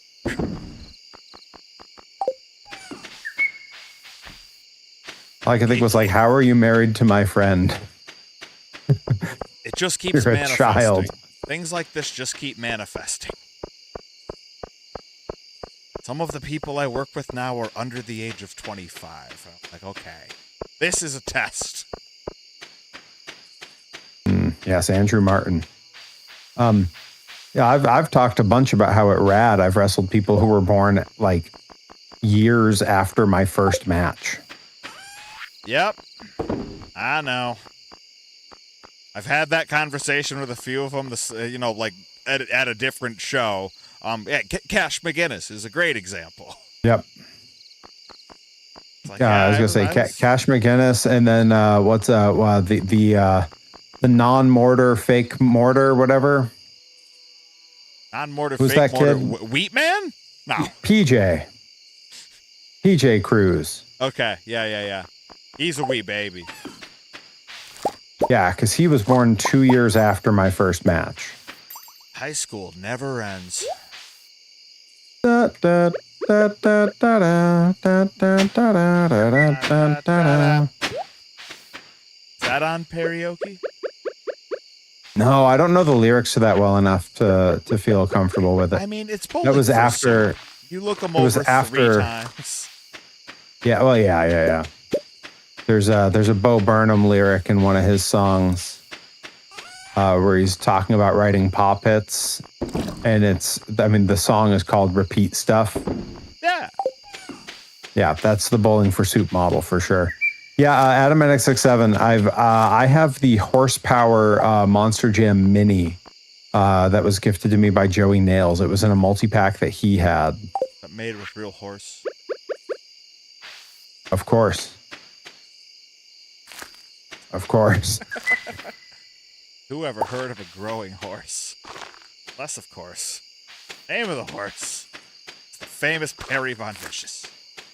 Oh, see, I was still gonna hit Mr. Ed as the punchline there. There was no way I make it back in time. I just guzzled this coffee to move faster, and I am not gonna make it. But you're doing great. I don't even think I'll make it onto our property. I'm gonna try to get to bed because I just noticed. Okay, well, gave it the old college try. I fell asleep in front of our flamingo. Oh, it's a great Bob Dylan song. And I'm sleeping by the flamingo. Oh, I leveled up foraging. I'm level 6 now. And you're gone. Oh, do we need a lightning rod? Because I got the crafting recipe for it. Hell yeah, I built one already, but we always welcome more. Batteries make money. Oh, wait, hang on. Window last night. And your lightning rod. Rod. Shout out to Lit watching at home on Twitch. You need truffle oil? Don't ask you why. I think I'm gonna have to ask. Are you just seeing the stuff I sent you? The other secret notes? Oh no, I checked the mail. I made that mistake. Oh yeah, here's the mail. It never fails. Folks, go check out Steve Burns' podcast and YouTube channel if you're looking for something to brighten your day. He does the Lord's work. What a guy. He grew up alongside all of us and knows how to work with it properly. Because not all of us. Good job. I was far too old for that show when it dropped. I mean, you knew the song. That's because... How do I put this and not sound crude? Just say you watched the show. The way I went to say it would have sounded quite crude. My high school girlfriend, her parents, she had a younger brother who was not planned necessarily. That's not the part I was going to say crudely.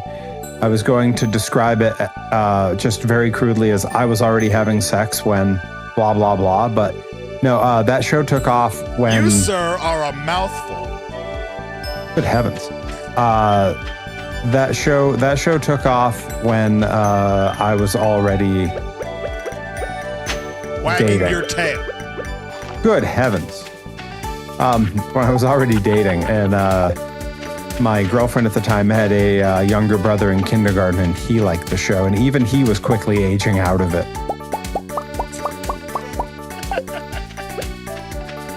Golly. Made him want to wag his tail.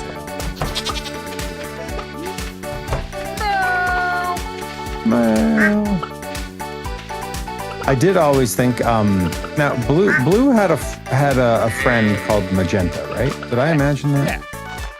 Yeah. Because I had a friend who, upon learning that, insisted that there should be a spin-off show called Magenta's Enigma, and that joke has stayed with me these 20 plus years.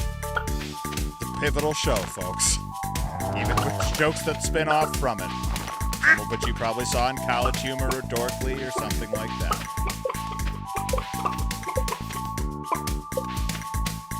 Now, he seemed like he had a great time.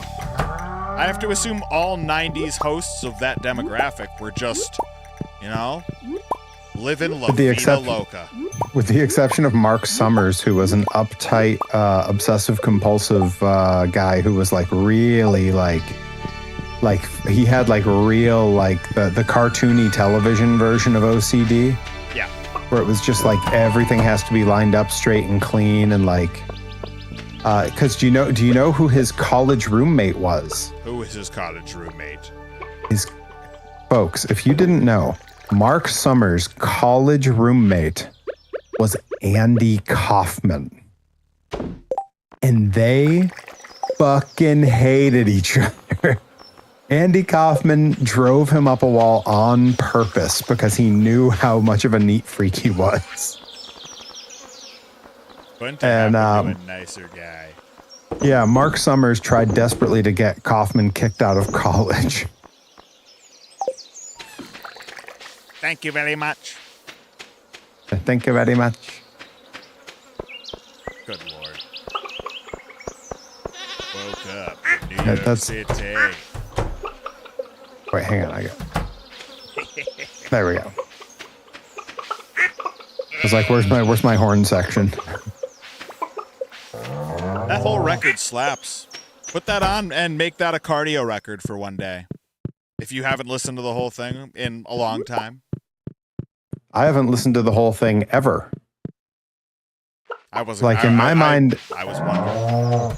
In my mind, Ricky Martin was a one-hit wonder. I feel like when that song came out, I had no idea that he had ever released another song. I'm gonna make sure to park myself in front of the house just in case the night runs through and I'm still setting YouTube videos.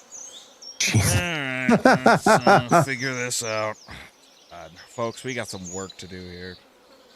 Where's my hang on? Woke up in New York City. I got the record for Christmas. I think I'm gonna make my mystery guest for the all day stream karaoke sing La Vida Loca. Yeah, they would love it. Right? I think it's pretty good. Come on! God, man, that song is a jam. It's in a league of its own. It will wear you out. Yep. God, I keep forgetting about other bangers that he had. God, how many videos am I gonna send Perry? All of them. All of them. Reed Cooper says most one-hit wonders had other hits. Yeah, that's true. But Hanson. Hanson as an example, like, yeah, you could be like, yeah, Where's the Love was also kind of a hit, but it was just riding the coattails of Bop. Like, they didn't have another song that stood on its own. Yeah. Versus They Ricky had Martin one hit. had The Cup of Life and She Bangs, other songs that actually charted. So She Bangs is one that I'm familiar with, but like, again, the way she moves. But that's another one that, in my mind, it was riding the coattails of La Vida Loca. Yeah, it was like a number 5 on the charts. It wasn't a number 1. It was still respectable. But and only it was very quickly after. Like, it was very much capitalizing on the success of the other song. Don't you tell that to my CCD teacher on the rides back from catechism. I don't want them to get worked up and have a catechism. God, she would every time that song came on, which is like track 5 on the record. Don't say don't know, shaking my way up. Okay. All right, so we got that sent. Any other Ricky Martin gems that I need to share with Perry, folks? Now's the time.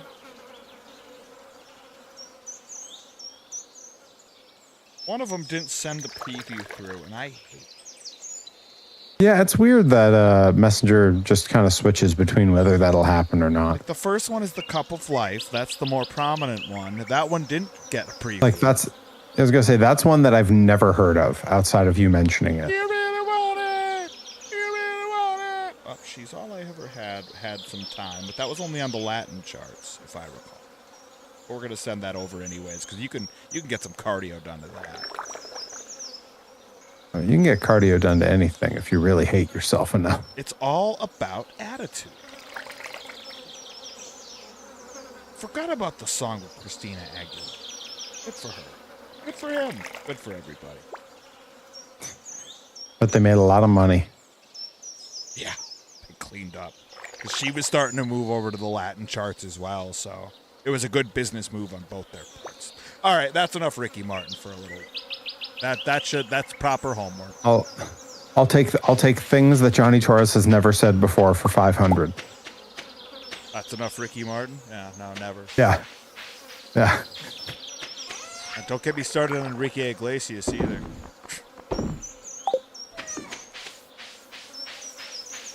I gotta make more mayonnaise. Good Lord, I've been slacking.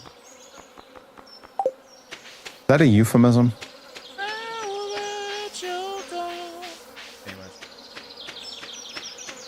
Out of time to buy hay. Or wheat, excuse me. Wheat. Yes, Colin Hay. Day after day reappears. It's the best opening saxophone lick ever. Which is saying a lot because you and I listen to a lot of ska. No, Men at Work walked so that Less Than Jake could run. But I think we both might have the same answer. What's the best opening trombone ever? If specifically that live version of what, All My Friends Are Metalheads? No, I think you're thinking of. Are you thinking of the horns only intro that they do live to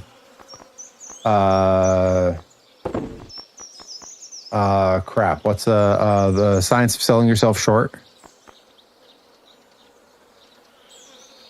No, I think I'm right. I like that too, though. No, my answer was going to be the trombone at the beginning of Nervous in the Alley.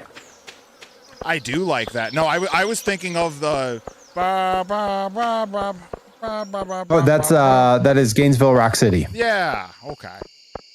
I knew I didn't have the right song, but I knew it wasn't that one. It was other checkbox for other. Your heart was in the right place. It usually is.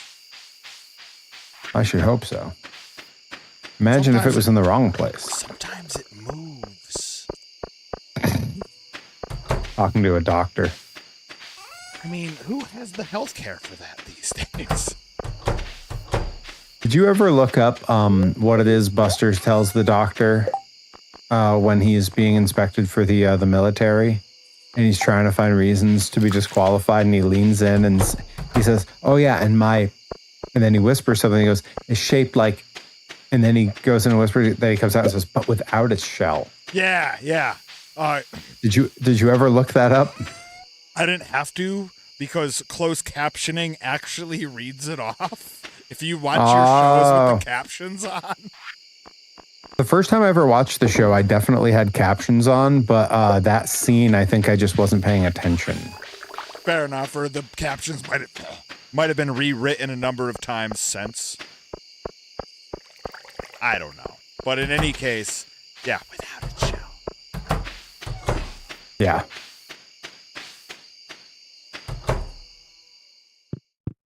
Night after night. All right, well, let's get you off to the front. What? Ah! You are coming to the front. Those hands. Maybe if you go downtown, I haven't done that in 40 years. Add that to the karaoke. When you're alone. You know, the thing is, like, I don't actually know that song, but I do know the Green Day sort of equivalent there. That the downtown lights will be shining. Oh yeah. Me like a new diamond. That's off of Warning, one of the greatest records one of the all greatest time. albums, and certainly one of the most underrated. God, is it? No one gives that album the respect. My brother and I had that conversation a while ago. So, like, I'm getting it from all ends where people are like, yo, why does no one ever talk about how good Warning was? Blood, Sex, and Booze is one of the most underrated tracks they've ever written. Macy's Day Parade. Yup. Unreal. Misery. Unreal. Deadbeat Holiday slaps. Mm-hmm. Minorities on that record. Warnings on that record. The track Warning, yeah. Was it Walking Contradiction on that album, too? I believe so. Yep, Castaway was on that record. An album.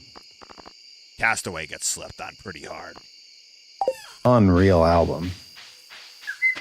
Now I'm like, I have to go look up the track list. All dressed up and bound and gagged up to a chair. It's so unfair. You all know Blood, Sex, and Booze. Church on Sunday is a great album. Top tier Green Day. Yeah, track. holy crap. I love Church on Sunday.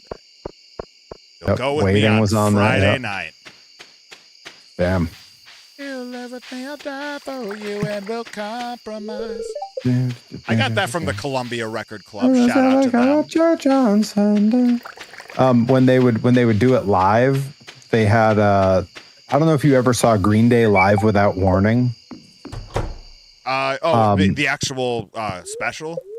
Yeah. Yeah. It aired like twice ever on like VH1 right after the album came out. And like they literally aired it without Warning. They did no advertising of it. It just came on one night and I happened to be watching and hit record on a VHS and I was able to watch it over and over. That was like the first time I'd ever seen like what a festival or like punk rock show looked like ever. Yeah. Yeah, I think I was in, I don't know, 10th or 11th grade. And like, I wasn't one of those kids who had like an older sibling that would tell them about that stuff. Same Z. So it was me. I was the one figuring it out. Yeah.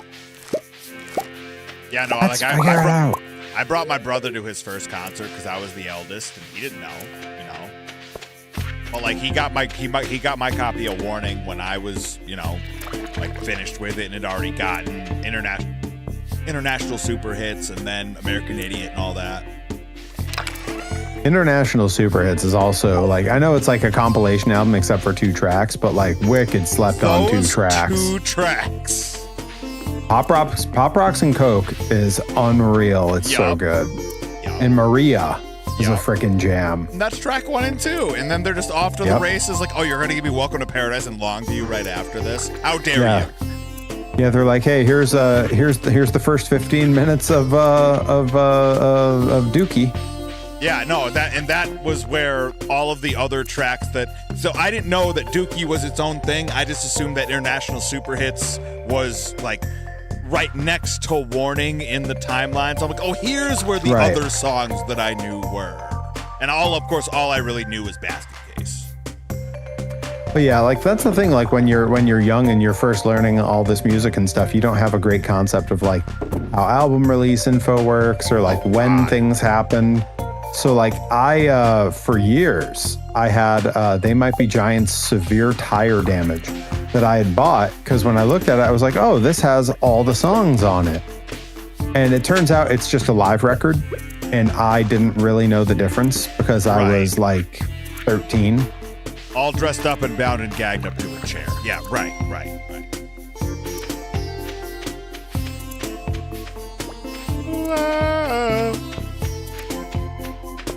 But yeah, you can imagine with my meager lawn mowing money going to the record store for a They Might Be Giants album, and I look and there's one album that has Dr. Worm, Istanbul, Particle Man, like Anna Ing, it had freaking Birdhouse in Yours, it had everything, and I was like, oh, it's all on one album? That rules. Cha-ching, cha-ching, cha-ching. Yep. It turned out it was just a live album. Yeah. I mean, it's a great live album.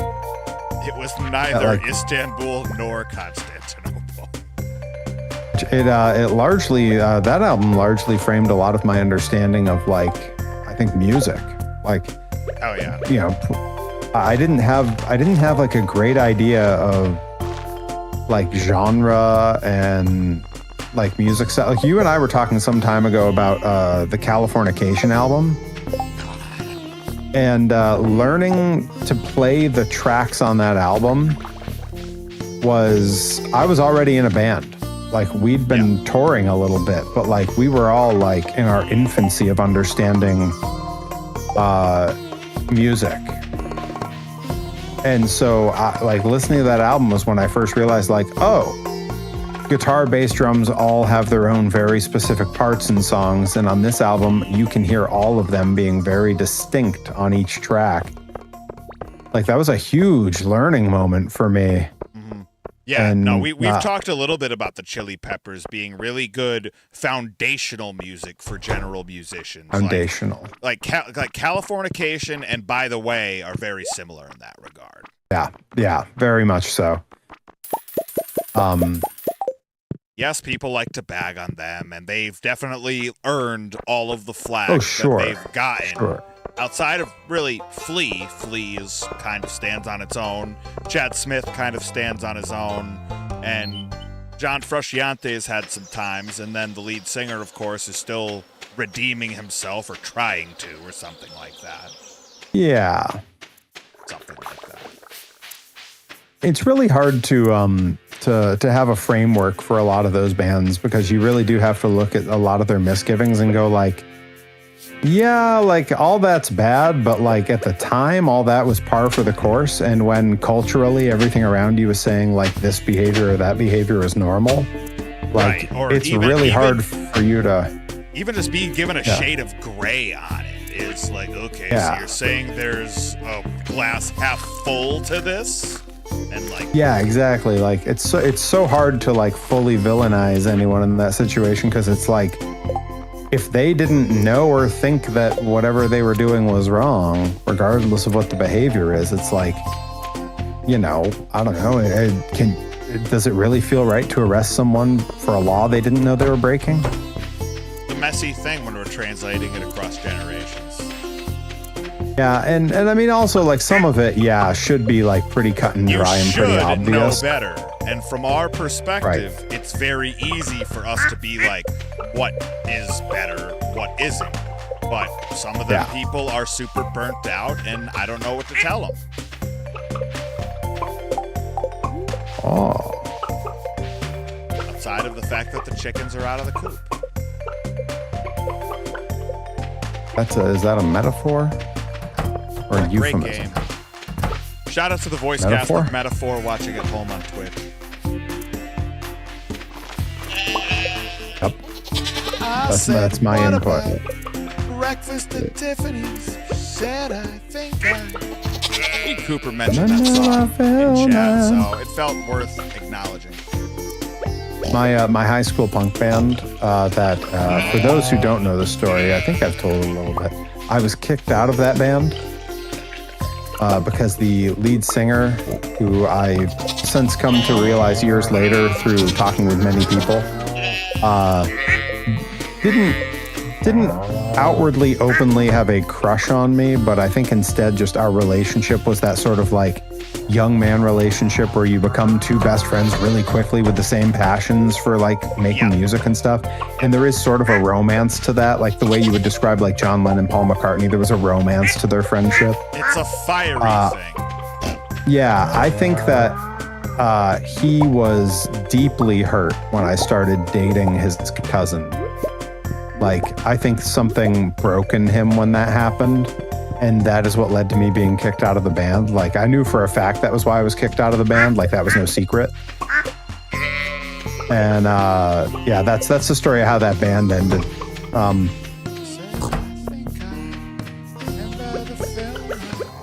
don't remember why I was talking about that, but I'm sure it was a good story. Yes, I recall. I think you both kind of liked it. That's right. So right after I left the band, I had been pitching that song as a great cover song for that band forever. Like we could do a pop punk version said, of that. Well, that's the one thing we got. Hot damn. And they kept saying no. They turned down, you and I have talked about this a lot. They turned down every great idea I had. And then right after I left the band, they started playing a pop punk cover of that goddamn song at every show. Right around the time they wrote a thinly veiled song about how much they didn't like me. Doesn't matter anymore. Doesn't ever. All right, let's try to do background music for you. All right. Because I was well liked around our area. It lost them most of their local fans when they debuted the song that was clearly about me. Ah. Was it called She Has a Girlfriend Now? No.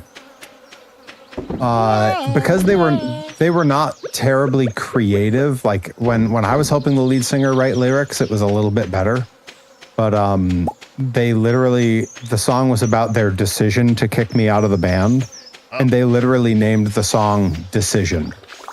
Oh, no. Yo, the chorus was dog shit. It was so bad. Like, it's funny, like, at the time, I was just so angry that the song was about me and I was really hurt. Now that I look back at it, I'm like, this is some of the most poorly written fucking shit I've ever heard in my life. Just doing the Matrix dodge. Bullets traveling over you. Yo, honestly, with the way that band went after I left, I think I dodged a lot of bullets. They got a female lead singer who was co-lead singer with the other guy for a while. And I'm okay saying all this. He doesn't watch this. Shout out to him, definitely not watching at home. He was deeply in love with her, and there was a gross age gap between the two of them. 20 years? 30 years? No, gross for teenagers. Like he was at the time 19 and she was like a freshman. I see. The kind of thing that 10 years later no one would even think about or mention. Right. But like when one of you is barely 14 and the other one is like on the precipice of like drinking age. Yep. He really had it for her, and she was, for her own good, thankfully not into it. But he definitely hooked up with, again, this is all stuff that I shouldn't talk about, but I'm going to. He definitely hooked up with the middle school aged girlfriend of someone else who was a middle schooler themselves, who was tangentially related to the band. You didn't name names, just people watching at home. Just know that people are gross. I'm also purposely leaving all of the connections very vague because no sense pointing at who any victims might be. But that became known to some of the parents involved with the band. And when they went to the girl lead singer's parents to go, hey, just a heads up, the lead singer in this band shows some predatory tendencies. They were like, yeah, she can't be in the band anymore. and made her quit the band. And that was kind of the end of that band. Like they kind of just stopped being a band after that. Like they briefly, shortly thereafter, kicked him out and then only had her. And then quickly after that, she became disillusioned with music altogether. I could see that. That's the kind of things that makes you change your major from music to math. Yeah, you know, it's almost like at some point, like a bunch of dumb dudes making decisions with their frickin' crotch, like ruins everything for everyone. You imagine that? It's not like that's reflective of the current society at all. Or of any other performing arts that we may or may not have been involved in ever. Yup. Boy, I could use a distraction. Ladies and gentlemen, Mr. Conway Twitty. I don't know why, but when you said when you introduced Twitty here, I very nearly just started singing the Benny Hill theme like that was one of his songs. Oh yeah, I don't know why. Yeah, I don't know why I would assume that was one of his songs. I think every artist getting introduced should go directly to Benny Hill theme. Yeah, the chat is being quiet. It's kind of weird, Reed Cooper. I agree. It's grossly hot out, and I don't blame them if, you know, they can't keep both hands on the phones or the keyboards because they're doing the Bobby Hill fanning, you know? They're all dancing to La Vida Loca. This flower's are wilting. This flower is wilting. I was so happy I got to throw that GIF into the Discord the other day. Made me real happy because someone else picked a different Bobby Hill Too Hot clip. Yeah. So they left that one available for me. I was very, very happy with that. But chat. Folks, just reminding you, there is still that 35% off gift subs deal from Twitch. Left for 1 day. 1 day remaining. And those are submarines, not submersibles, Adam NX67. Yep. I mean, unless you buy a billion of them. Huh. And we are only 21 subs away from the sub goal, which is pretty good. Pretty good. God, I can't wait to see all the subs you get on Roulette Wheel Day. As we only have to rattle like 3 bogs to hit the bits goal. Who's going to step up? Who's going to rattle a bog? Who's going to do it? How much for you to rattle a real bog? Like you go out to the bog behind your domicile and you just start rattling. Right I don't like to go. I don't like to go back there. There's too many ticks. Right by the bog. You got to wear like a bug zapper on your back or something. I don't think it would work. You're right. The precautions I've taken, and then the number of ticks on me when I come back. You need like a Ghostbusters outfit. Dude, we have cracked 6 figures in income here. It's beautiful. What is the craziest thing we can buy? I mean, the best thing we can do is just keep upgrading our houses because we have all the good buildings already. So, what do we do with this partial house that's on our property? This is almost ready to be fixed. That thing there is a greenhouse. And that's the name of this show. When these melons are done growing, if they land on a gold star, I can finish off the greenhouse tier and create the greenhouse effect. Hey, I would just want to back up to something you said just a second ago. Is D's melons the women's version of saying D's nuts? Well, I sure hope so. Otherwise, somebody's missing out on a gold mine, Trebek. Honestly, the first grocery store to put a sign up that says "Fuck on D's melons" next to their watermelon stand.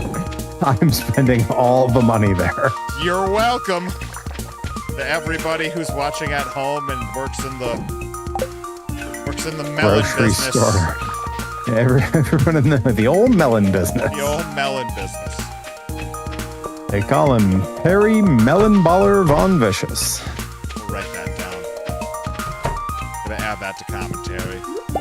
That was a melon baller! I'm coming!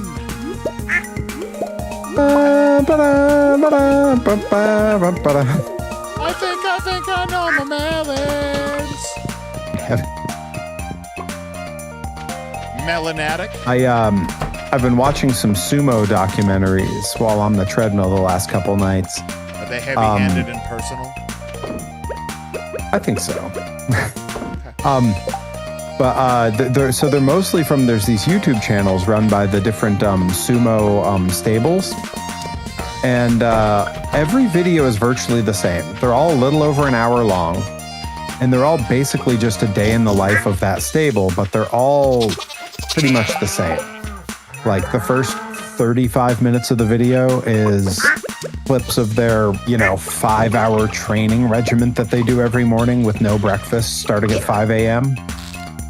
And then it cuts back to the house where you get like 5 to 10 minutes of watching the sumo hairdresser fix all their top knots after they take their showers.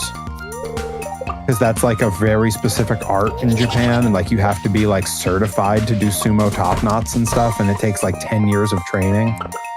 And then after that, it's like 20 minutes of them cooking the food for the stable. I like to think that Leary is working towards his sumo top knot barber certification. Probably not true. You were saying. Yeah, I mean, I assume it's kind of like getting a Michelin star, but for hair. Yeah, right? Like, that's probably like a high honor.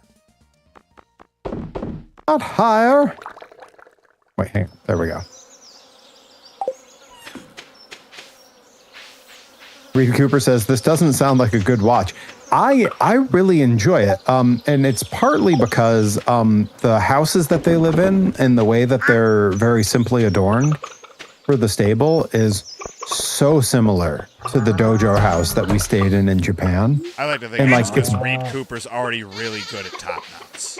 He's already watched all the sumo videos. He's already like, I've been top knotting since I was 11 years old. All right. Like, this is day one stuff to me.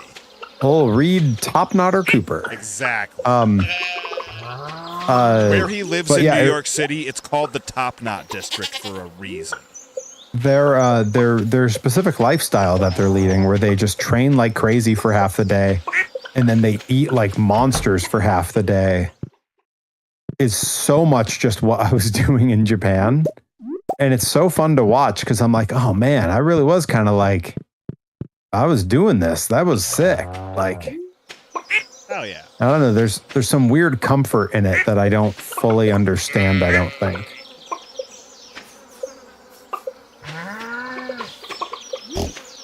What matters is you had fun and you got a free rug out of it. That is what matters.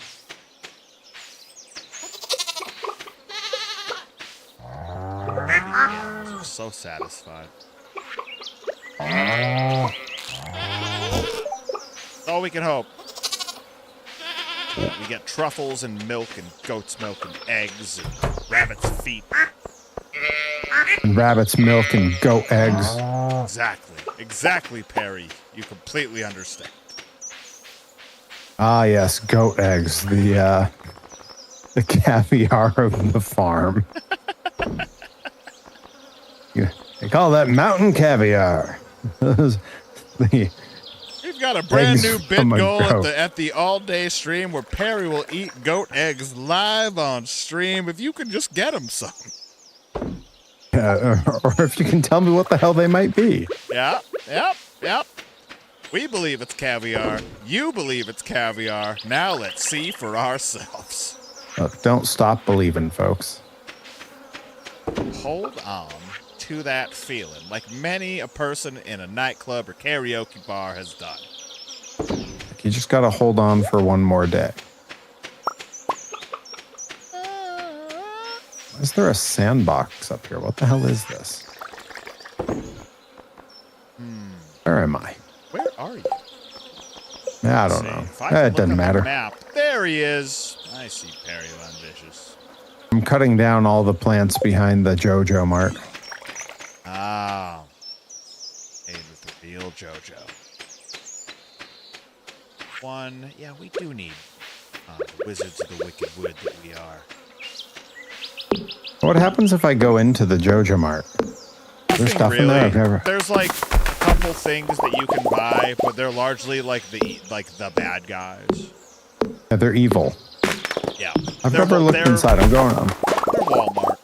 Yeah, you can go in and buy stuff from them. Just don't do any of their actual quests. Outside I just wanted to go inside and look around. It looks like a store. It looks sad in there. It looks like a store. Nicka Beans with the ghost emote. Not a The chat has been a bit of a ghost town. Yeah. Not higher eye level.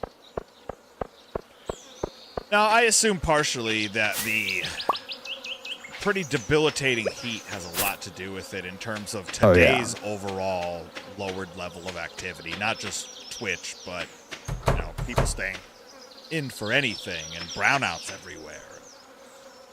Oh, I'm sure of it. So no, if you're watching at home, we appreciate you. Certainly hope above all else you're feeling cool. So if you have to choose between us and your air conditioner, we completely understand. I think you're all very cool. Yes. Just to be clear. Ice cold. All right. Oh, I got to the fish stand too late. You're back to Outcast again. I love that. I'm about to cast out of this pier with my fishing pole. Hey!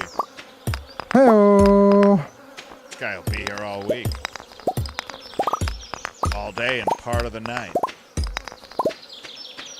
Get up all night, wondering why things aren't getting any better. Suburban Legends, anybody? Anybody? You like karaoke, folks. It could be all that much closer to you if you have the bits to believe. Sometimes you really gotta believe, folks. Biddy City is just a place on Earth. I'm just gonna remind everyone, it's a really funny prank to set off a karaoke while I'm doing the co-stream with Johnny Torres. Because on his side, on his stream, it's just gonna be me with no other music. Absolutely nothing. Yep. Yeah, it's gonna seem really weird. That's not just a great prank to play on Torres. It's not That's a great prank on me. It's a prank for anybody else. I'm fine with it. I was gonna say, it's a great prank on me because that means now there's a video floating around YouTube or wherever, Twitch, wherever your stuff goes up permanently. That's just me singing with no other backing track. If you're watching while you my sit stream, there looking maybe I'll jump kind in of on perplexed. something. I'm not like what's to be perplexed about? I know the shtick. I do see that auto alert, Reed Cooper, and I'm allowing it through. Oh, Twitch. Nobody auto-mods like you do.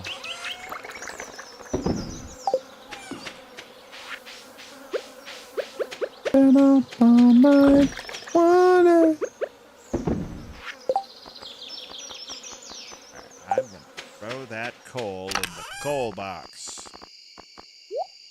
Throw that in the copper box. All right, got this. All I want to be with you. Okay, here we go. Oh, not far enough. Dang it. Can you believe they banned that word? I can. Apparently Twitch banned the word erotic. Interesting. Now that doesn't surprise me. If they had banned the word erratic, that would be weirder. Twitch's girlfriend goes to another school. Twitch's girlfriend is erratically erotic. You can never guess when she's going to get turned on. The erotically erratic. Get ready to live. Part of that seems really upsetting to me. Welcome to the party, pal.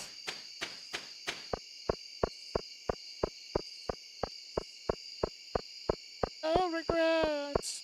Yeah. You know, it's a good name for a show. Pro Wrestling Whatever presents WoW. That's really silly. Pro Wrestling Whatever is not a bad name for a promotion. I know. It's the first time I've ever said it out loud, but it's written down on my list of promotion names if I ever wanted to start one. Although I do think everyone would just assume that it's like an Orange Cassidy reference. Yeah, but whatever. That's how exactly I would answer that. I know. It doesn't really beat the allegations, but yes. Right, but whatever. Shit. Now we're stuck in a loop. Now all I have to do is run the show at a Six Flags. We're out of the loop. Oh.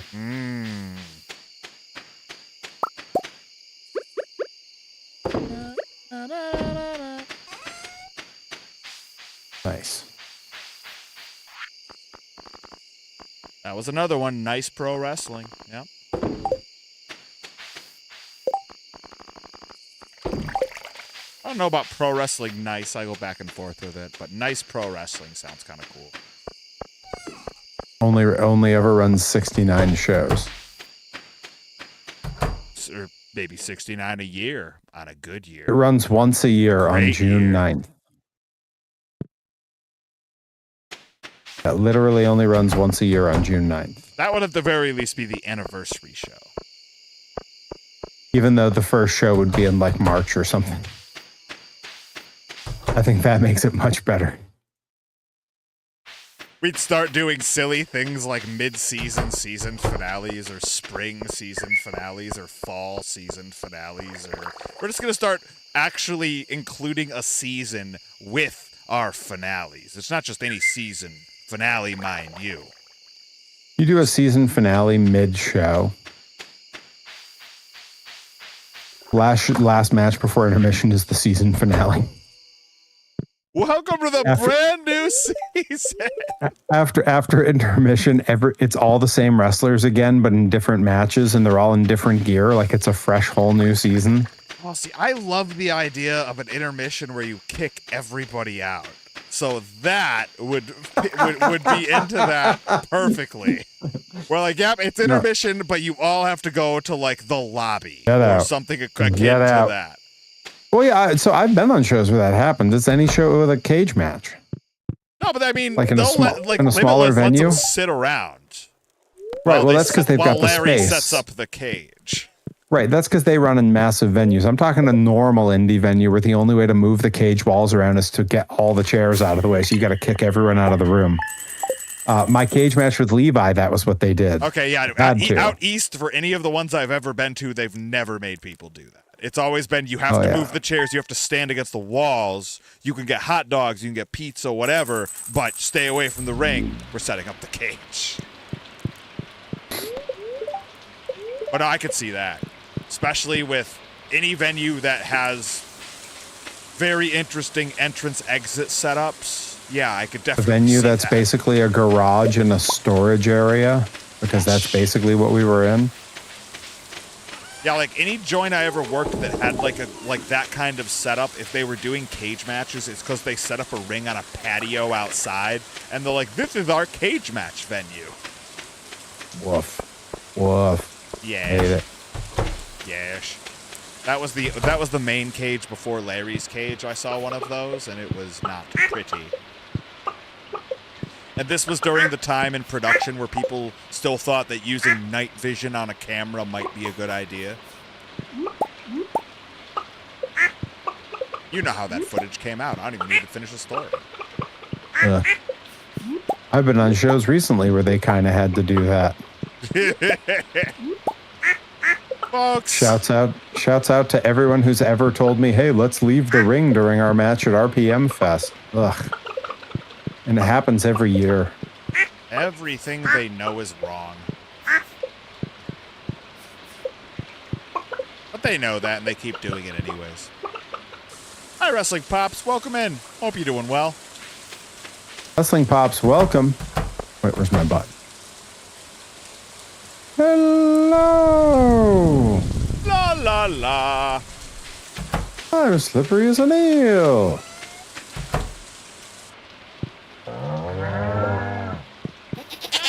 Hope everybody's living their best life on a Thursday night. 24th, the second year here in Stardew Valley.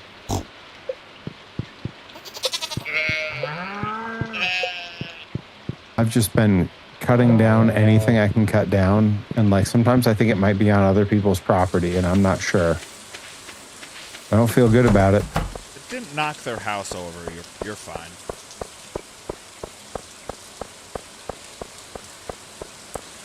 Can I knock people's houses? No, I don't. I shouldn't do that.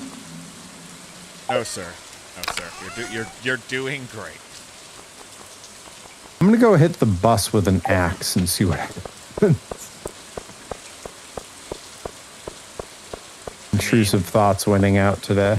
See, that's how you figure things out in games. Is you have to swat every wall. Yep. Always be swatting. ABC. Every bus. Every cogwork dancer. Yeah, always be cogging. A carp frenzy.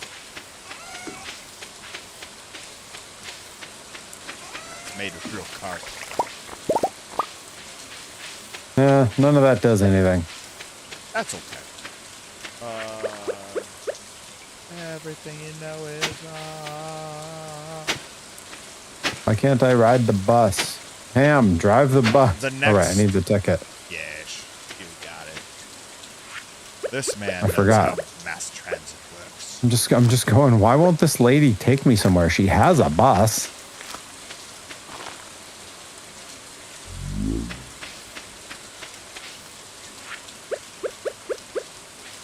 Singing snippets of everything you know is wrong all night, and now I want some golden grams. Dude, there's so many cereals where I'm like, if I could go back in time and eat those cereals. I know what you're going to say. I could eat cereal now. I can't. It's not on my diet. You can. You can. A diet is a point of view in. Ugh. I know. Oh, I got another secret note. I wonder what useful bit of nonsense is on this one. I'm going to have to do some deep diving on this. I don't know anything about the secrets. I'm sending you another one so you have reference on all these. Perfect. Over to the kitchen for golden grams. Just about to mail a letter to my evil twin.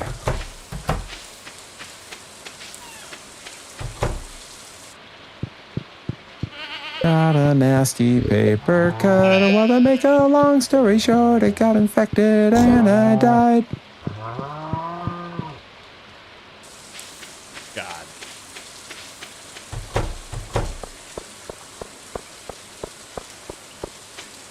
They still make golden grams, right? I believe so. I don't know. Look, here, you want to know how often I buy cereal? Clearly not enough. No, like never. I bought some cereal for the last all-day stream so that I could sit and have like a breakfast while it was on. And I'm so not in practice for that like I made a huge grocery run today in the hopes that I wouldn't have to go again until after like my birthday. And I did not get any cereal for the stream, so I got to figure something else out for breakfast that morning. All right, so I should just Uber Eats you some golden grams. Got it. Is there a bouncer in this Oasis place? Is this like what is this place? Is this like a massage parlor or something? Depends on your definition of massage parlor. Sandy's Oasis, and then there's a bouncer standing before a back room. It seems like... Her name is Sandy Cheeks.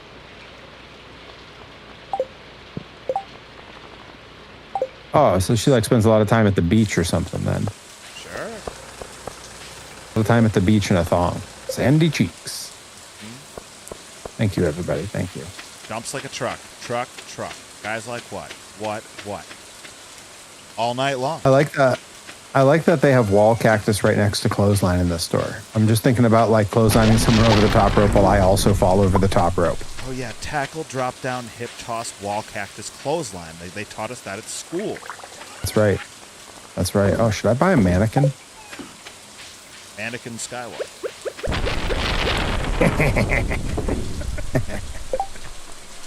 Yeah. What'd I do? Get a coat stand. I guess I'd have to buy a coat. Job will make your coat stand. Ah. Come on. What is Jade Hills Extended? Is this a painting? I don't. Oh my god, my wall's already full of paintings. Oh, I love that. Got a house full of culture. Just wake up. Why is there a breathe in bouncer the here? energy of the city. You gotta figure out. I hit him. I hit him with my axe. Oh, I bet he loved that. This is for members only, and there's a security camera. See, I'm telling you, something's afoot here. So everything we know is wrong. I gotta figure out what this place is. It looks so comfortable. Okay. When does the bus? I'll have to go tomorrow. Yeah, I guess I'd better go back. This is a very fascinating bus system. Mm-hmm. I'm on the other side, like I'm back where we are, and the bus driver's like walking away from the bus. Oh, and there you are. How did this happen? Yep. Ta-da! How? Magic. In a young girl's heart. Good Lord. You believe in magic. Alright, well, I'm gonna... Hold on. I haven't made my house big. So I might go cash in to make mine bigger because it'll be cheaper. But also, how much wood do we have?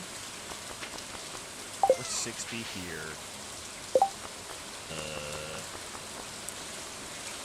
It was like 250 for the first one, and then like 500 for the second. Oh, and I just dropped another 16 in. Okay.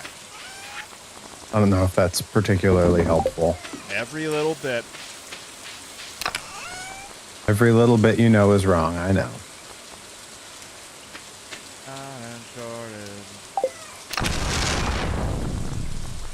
Doesn't matter. Okay. Yeah, I could probably do one of these and then write this down. Sure did. Okay.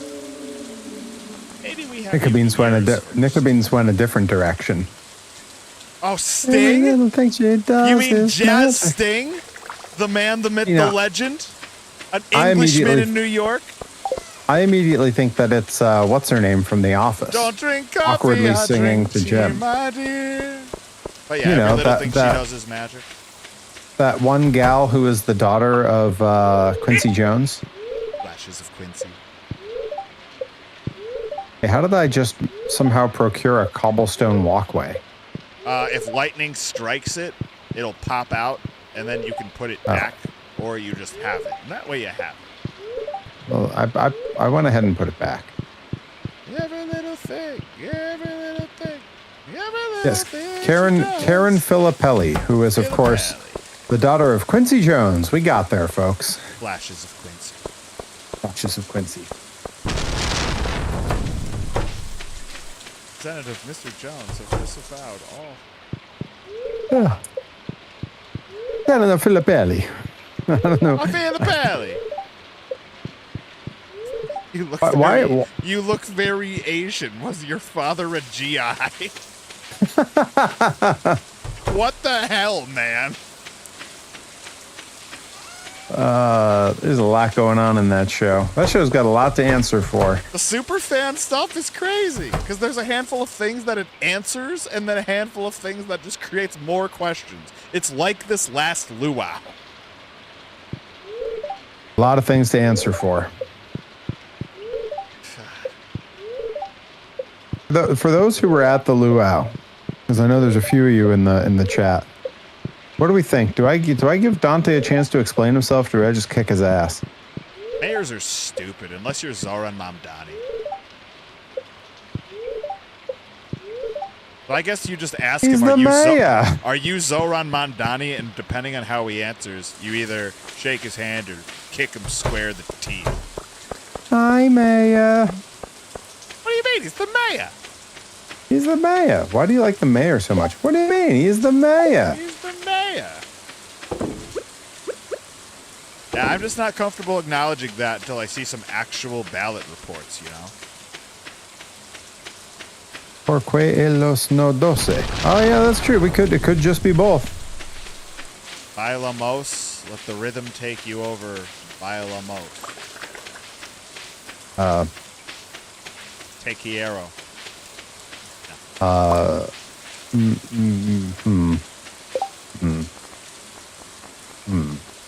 Doing great.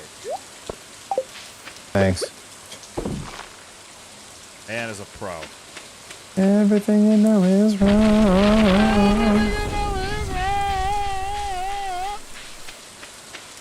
Shout out to Golden Grams. Was that Nabisco watching at home on Twitch? Well, I went to bed early, and I'm looking at my phone, getting caught up on Monster Jam World Finals. Zombie won the World Finals two-wheel stunt. Oh, are they sponsored by what? Larry Nabisco. He did a nose walk like they like to do, and then he gunned it on the throttle so that his back tires went down, and then slammed it in reverse to bounce straight back up into another one, and then repeated it a few times, and then walked it until he bumped one front tire and walked on one front tire for a long time, and then it rocked to the other front tire, and he walked that. He's still, the whole time I'm explaining this, he's still up on his nose. This is crazy. People, if you're not watching the Monster Jam World Finals, that's because you're here with us. Thank you. Thank you for being here. Yeah, we appreciate you. And the entire World Finals will stay up on their YouTube for replay, so you can always catch it later. Right, or put up a second screen, third screen. I don't know what your viewing habits are. Fifth screen, yeah, I think so. Might have the Braves game on, something like that. You might be watching Brave from Pixar. What an underrated movie, by the way. A super underrated soundtrack.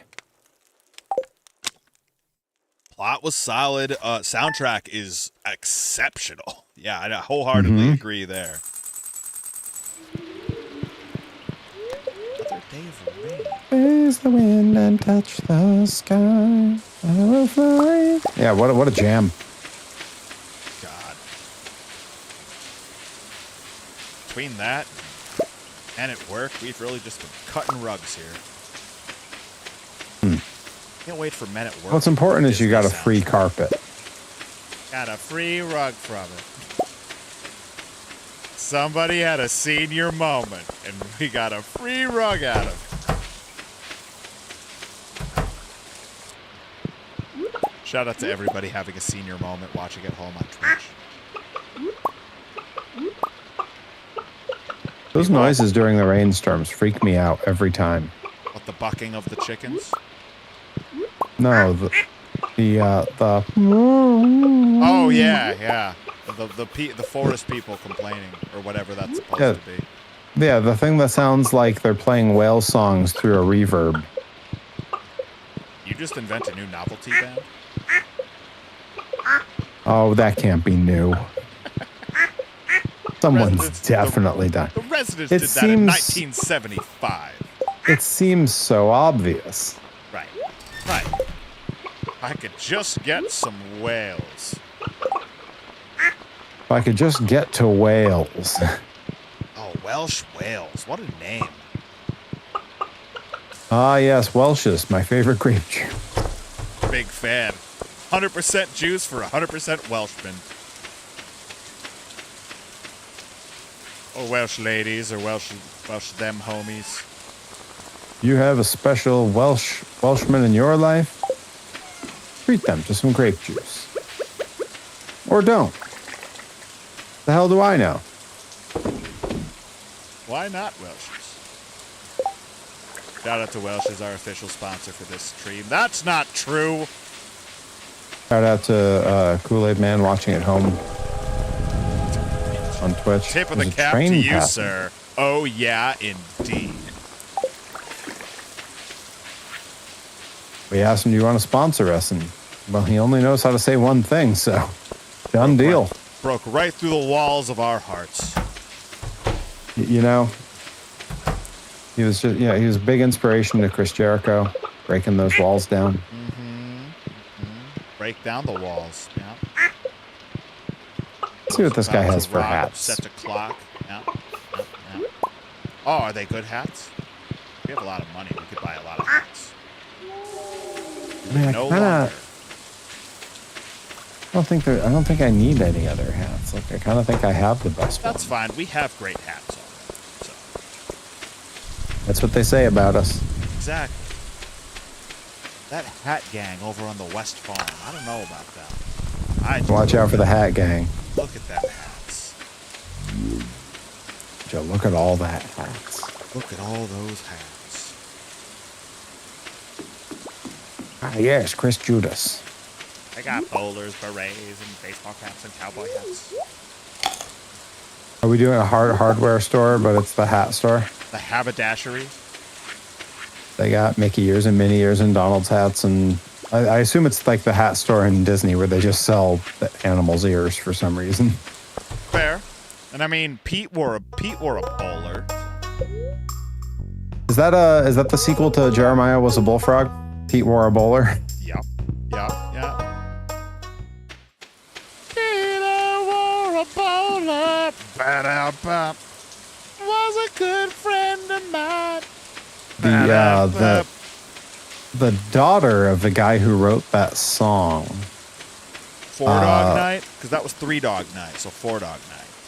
I believe it was 3 Dog Night, but the guy who wrote the song was not in the band because the band didn't write their own songs. They had songwriters that did that for them. Just got a weird credit for it. Yeah. That guy, his daughter was eventually became an actress, but her first gig was in the review show at the Birdcage Theater at Knott's Berry Farm. Wow. Where she met a young fellow performer getting his first stage shows there, Steve Martin, and they dated for years. Hell yeah. The Birdcage Theater, of course, now essentially used for storage at Knott's Berry Farm. Like, there's not shows in there anymore or anything. When the only time I've ever been to Knott's Berry Farm, it was one of my must-see items. And I was so bummed to walk up to it, and it's just the sign's still there, the building's still there. It's just closed up and used for nothing, and not even notated on the map of the park. Yeah, I had no idea why it was like that. I was like, is this not the real one? The rest of the day, I'm looking around going, is there another one somewhere? Folks, if you want to know how somebody becomes a slave to the Judas in their mind, that's how. Mark your damn attractions closed properly. Yeah. Why the hell isn't the Graveyard of Horizons on the Epcot map? Sure. Do better, society. Sure, you can tell me it's because that's where they put Test Track or whatever the hell is there now. Or I guess now it's Mission Space. Test Track used to be World of Motion, so they all sort of stayed on theme. But Universe of Energy now is frickin' Guardians of the Galaxy. Ugh. Don't love that. Yeah, it's a fine little roller coaster, but what the hell does Guardians of the Galaxy have to do with anything in Epcot? The only way I could see it is if it's so angry. If Rocket Raccoon was the only part of Guardians that was involved, because Rocket's really smart and can explain all sorts of, electromagnetics and thermodynamics and whatever scientific content you'd want. Yeah, I know they write it off as they sort of write it off by saying oh, well, this is there's the whole world showcase. This is the showcase for, and it's some space thing for them, and it's no, that's terrible. That's a retconning. They would have been better off just saying that they became slaves to the Judas in their minds. Yeah, because everyone knows it already. Right. They can see that they are. They're becoming. Yeah. Yeah, we know. Yeah. We know what they did. Right. We know what they did. We can see the Judas effect in action.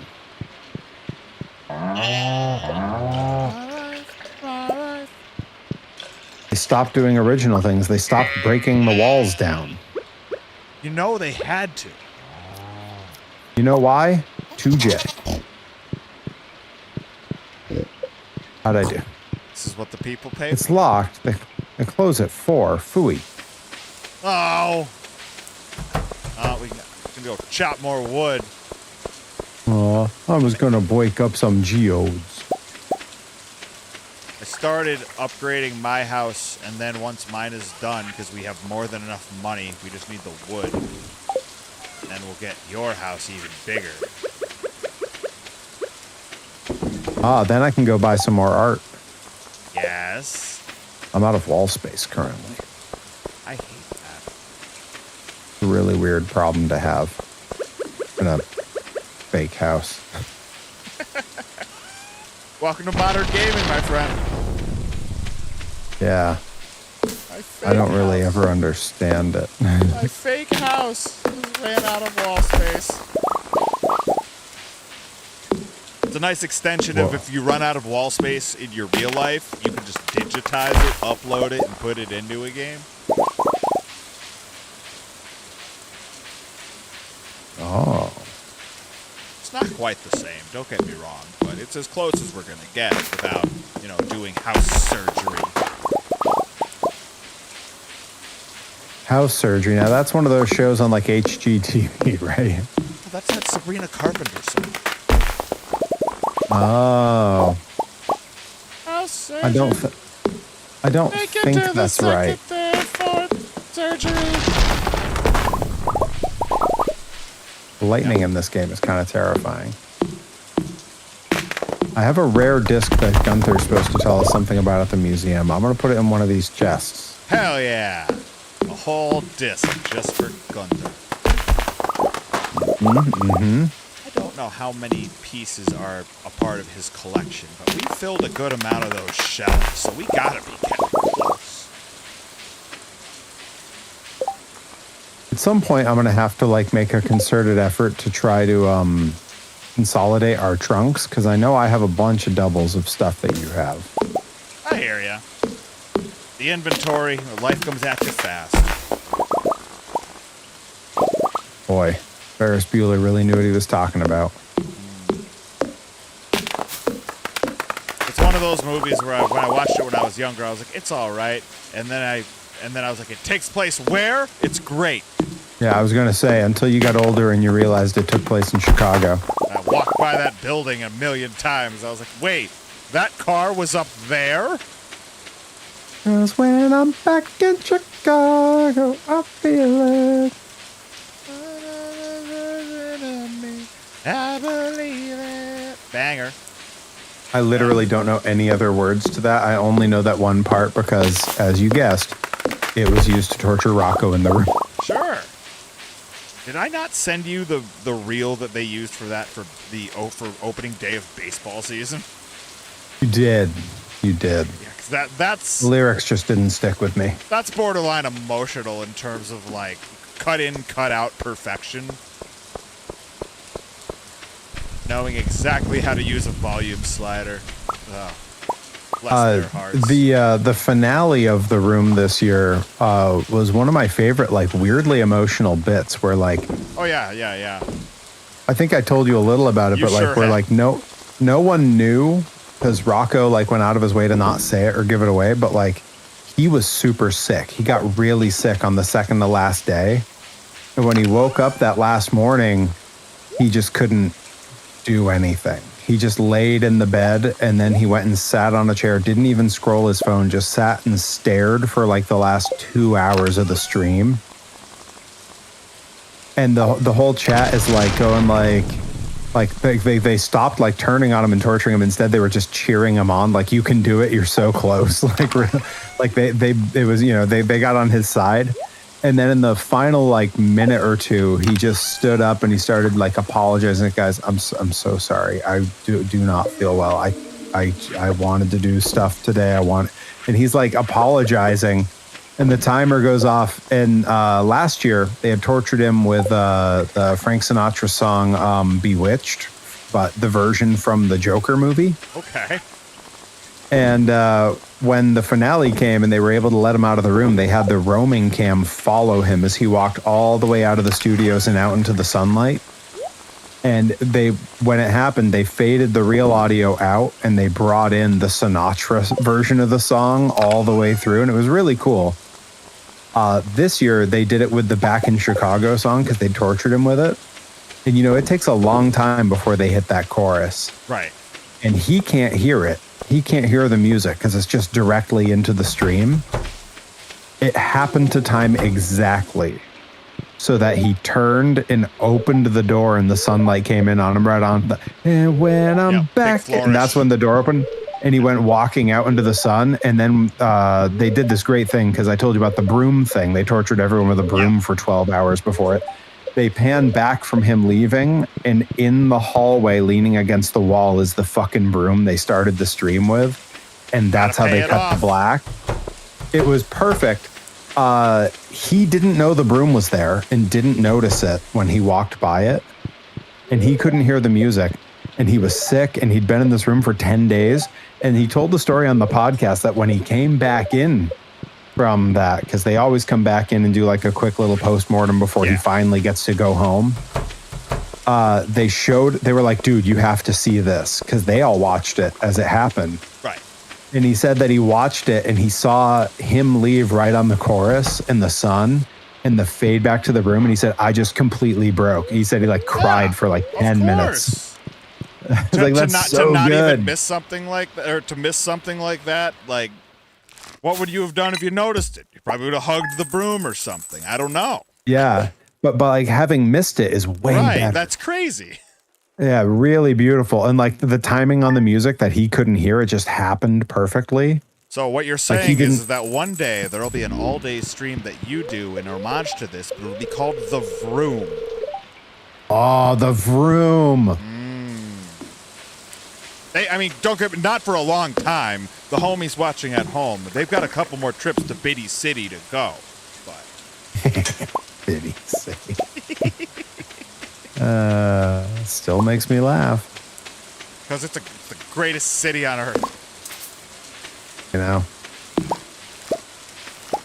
I would definitely do a stream where for certain amounts they can make it keep going. Yeah. God, there's so many things that could be done with that. I've definitely somehow there's another piece of this walkway that just ended up in my hands and I don't know how. Oh, there it is. I see where it went. Real lightning. I think this will be the last day of the stream. We run till the 28th. Try to get through the season.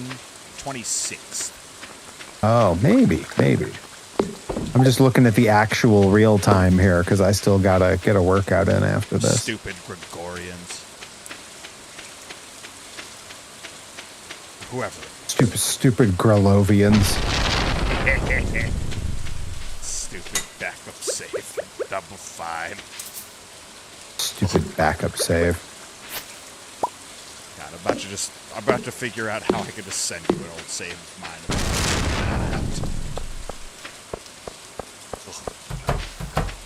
And a save file online from someone.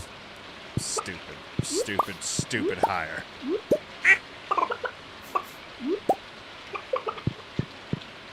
I got it. Don't worry. Of course you did. Don't worry. I got this. Everybody look out. The man is an old pro. Look out, man. As an old pro. What do you think of that, you old coot? Oh, God. Oh, God, he's Hepburn.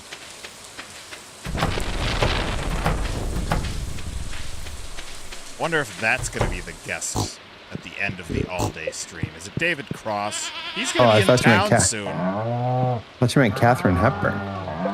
Well, I wouldn't be mad. To be devoutly wished. All right, let's see here. Let's crack some geodes. Let's smack some dingers. Hell yeah. That's another one we gotta get going. Is arcade sports video games over the years, like your NBA Jams and your MLB Slugfest and your NHL Hits. NFL Blitz. Yep. All of those, and we spin the wheel. Some of those I already have. So. Hell yeah. And especially like there's the ones you can upgrade. Like if you played like N64 Blitz, but you can play PS2 Blitz. Like, it's an upgrade. Yeah, I only ever played the N64 one.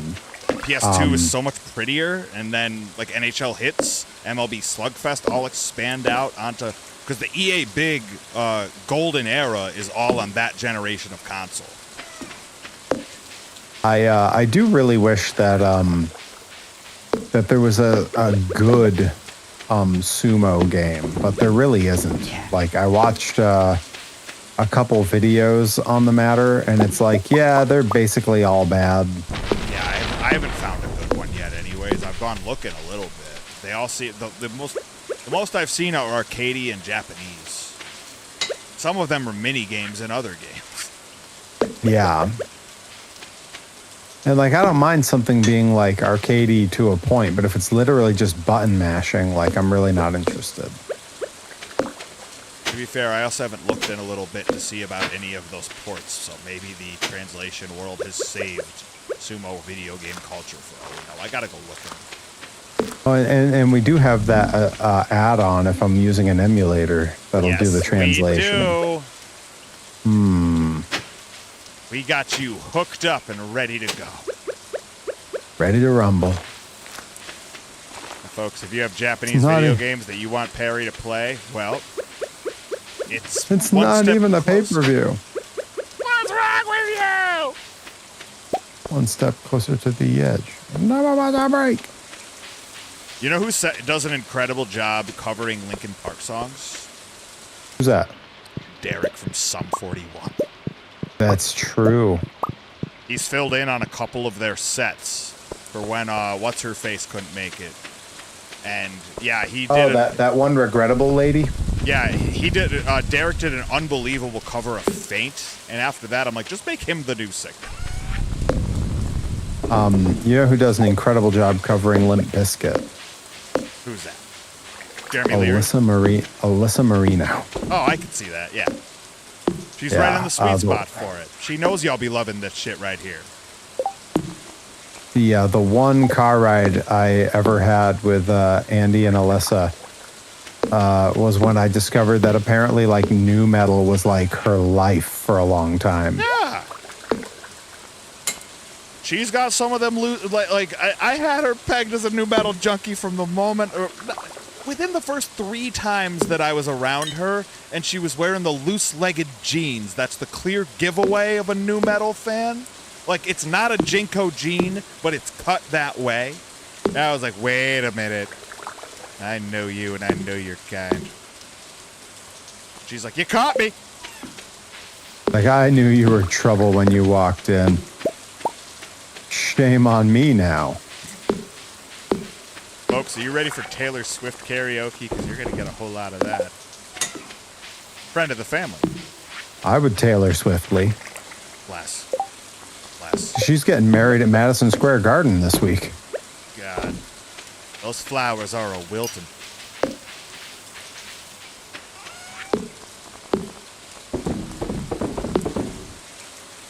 I need melon.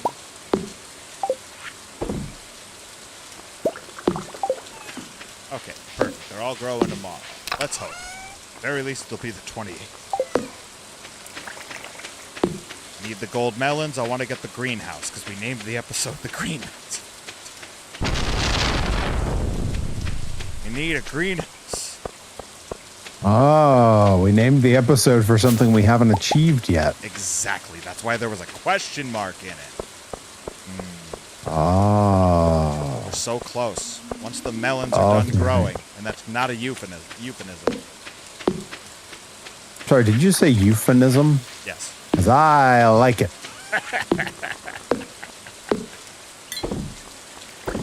I was going to correct myself halfway through and just decided to carry on out.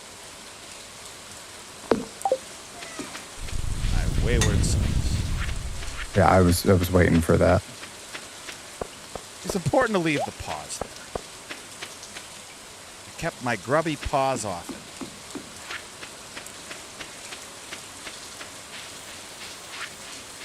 Dog walks into a bar and says, "Hi, I'm..." The bartender says, "Why the big paws?"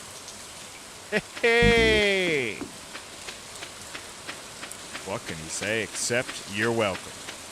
Wonderful world you know. Grasshopper walks into a bar and they say, "You know, we've got a drink named after you." And he says, "You have a drink named Earl?"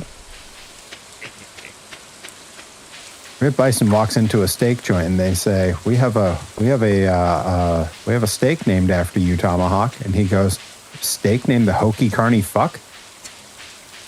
Must be thinking of my father.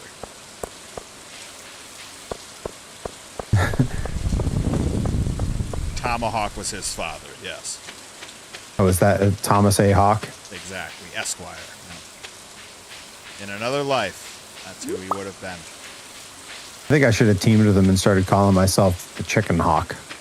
And just act like that one guy from the Looney Tunes. Harry Von Leghorn Von Vicious. That's two Vons. I say, Rip Bison. Yep. Could have been real good. In another life. It'd still be real good. A lot of baseball left to play, folks. Ain't it true? How can you not be romantic about Foghorn Leghorn? Everybody's younger than you think they are, folks. Take that. I am a fresh young man. Yep. Even you watching at home, you're younger than you think you are. Remember that. You're older than you've ever been, and now you're even older.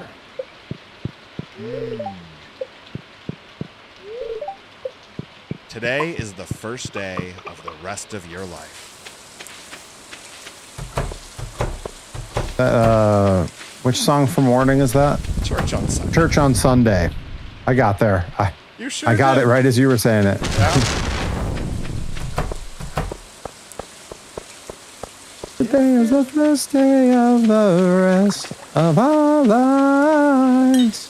Such a hopeful opening flourish on the instruments. It's a top tier, uncredited Green Day song. It doesn't get anywhere near enough.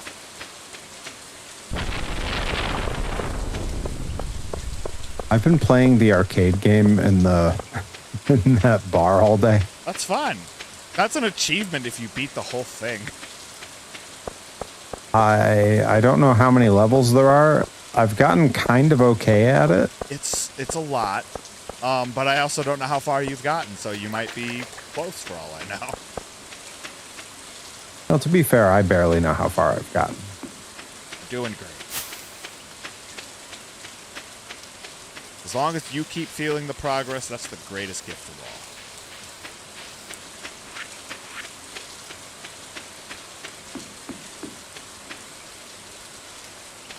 Dang it. I keep giving away how I'm doing at it. That's like a top-down shooter, right? If I recall. Yeah. It sure is. I love games like that. That game has always infuriated me. So I'm like, you know what? I'll leave you right It's a tough over one. there. Yeah, it's no joke.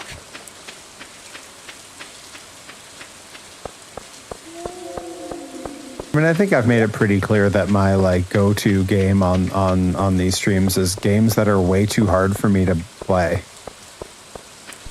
Yeah. And somehow I hang in there.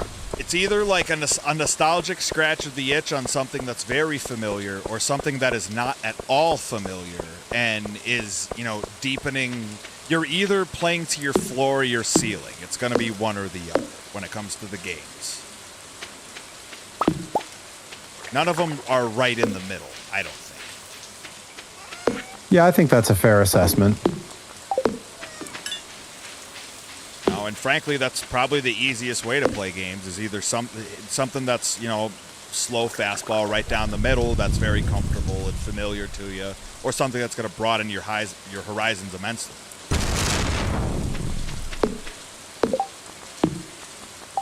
I miss Horizons. That's how I mostly pick all the games I'm going to play. It's either I've played it a million times or I've never played it before and it's going to infuriate me.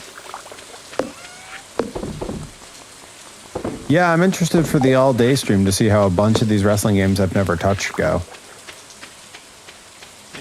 It's going to be the best day. It's going to be church on Saturday. Saturday. They still do churches on Saturday. That's okay. Gotta do it sometime, I guess. That carpenter lady's still out there hammering on your house at 12:10 a.m. in the rain. I hope you're paying her handsomely. Got that overtime. Yep. I assume. I don't know. The house wasn't cheap. Guess we'll see. $7,232. Come on, melons.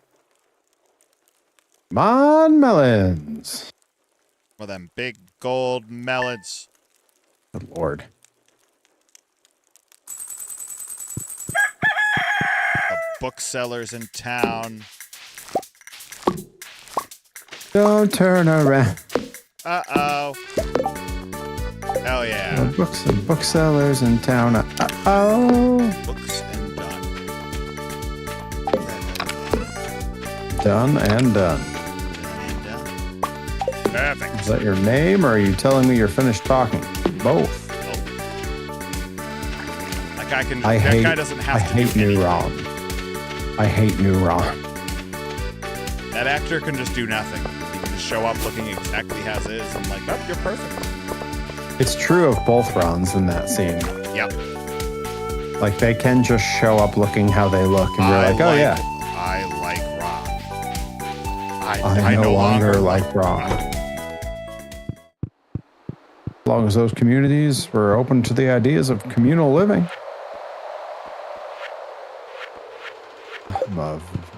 I'm a full freegan vegan. What the hell is a freegan vegan?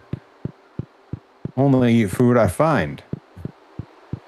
Yeah, insane. And I wonder if Sean Vegan Keegan is one of those freegan vegans.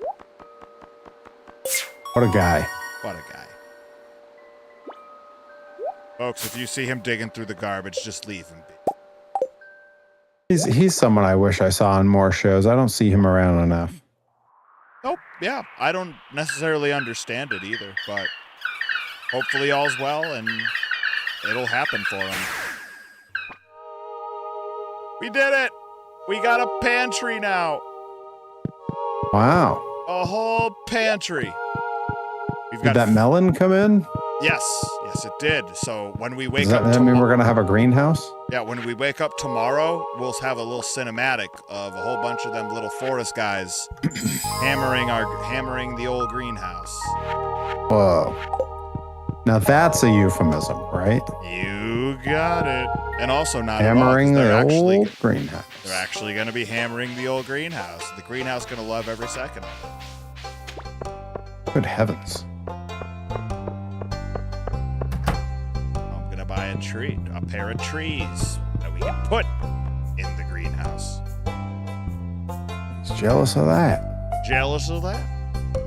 We want apples and pomegranates. Perfect.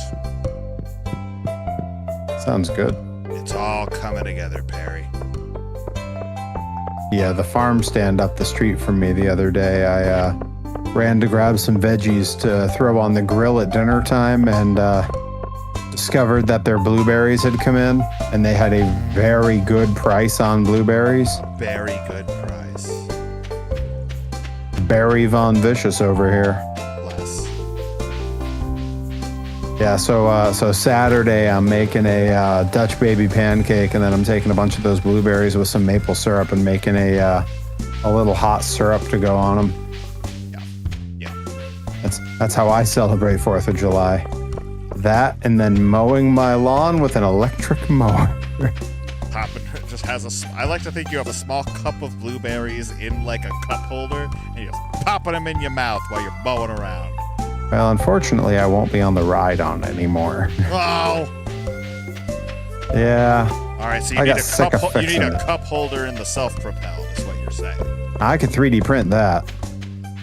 Next Wednesday, live on Twitch. Yo, let me tell you something that I didn't realize about an electric self-propelled mower. That when I realized it, when I got the thing home and was looking at the box and it mentioned this feature, I lost my mind. Our garage is always at a premium of space. You know, we have spaces at a premium in there. Okay. Because we have 2 vehicles and not a huge garage. They do both fit, but it's just barely, and there's not a lot of wiggle room. Having the mower in there makes it complicated. Not undoable, but difficult. But since we're getting rid of the ride-on, I was like, oh, the little mower's going to take up so much less space. Yo, an electric one can be folded in half and hung on a hook on the wall when you're not using it. Because the gas doesn't run backwards if you put it on its side, because there's no gas. Come on. Come on. Yep. I'm happy. I'm sad that this wasn't caught for like a YouTube short or something, but I'm glad that you got it all the same. Yeah, you could replicate that kind of joy. I can just cut this where I'm talking about it. Oh, perfect. I'm gonna put this audio over me folding it up and sticking it on the wall in my garage. And then cut to just Tobias.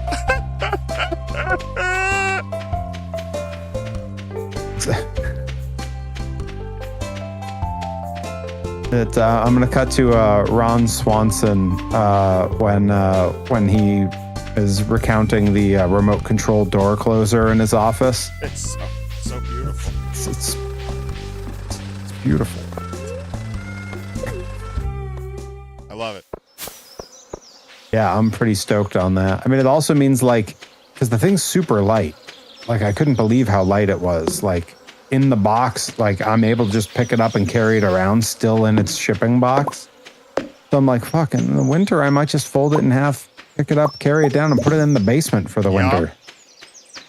Yeah, I'd like to be a fly on the wall when they discovered, like, what if we let people hang non-4-season appliances and tools on the wall instead of leaving them on the ground?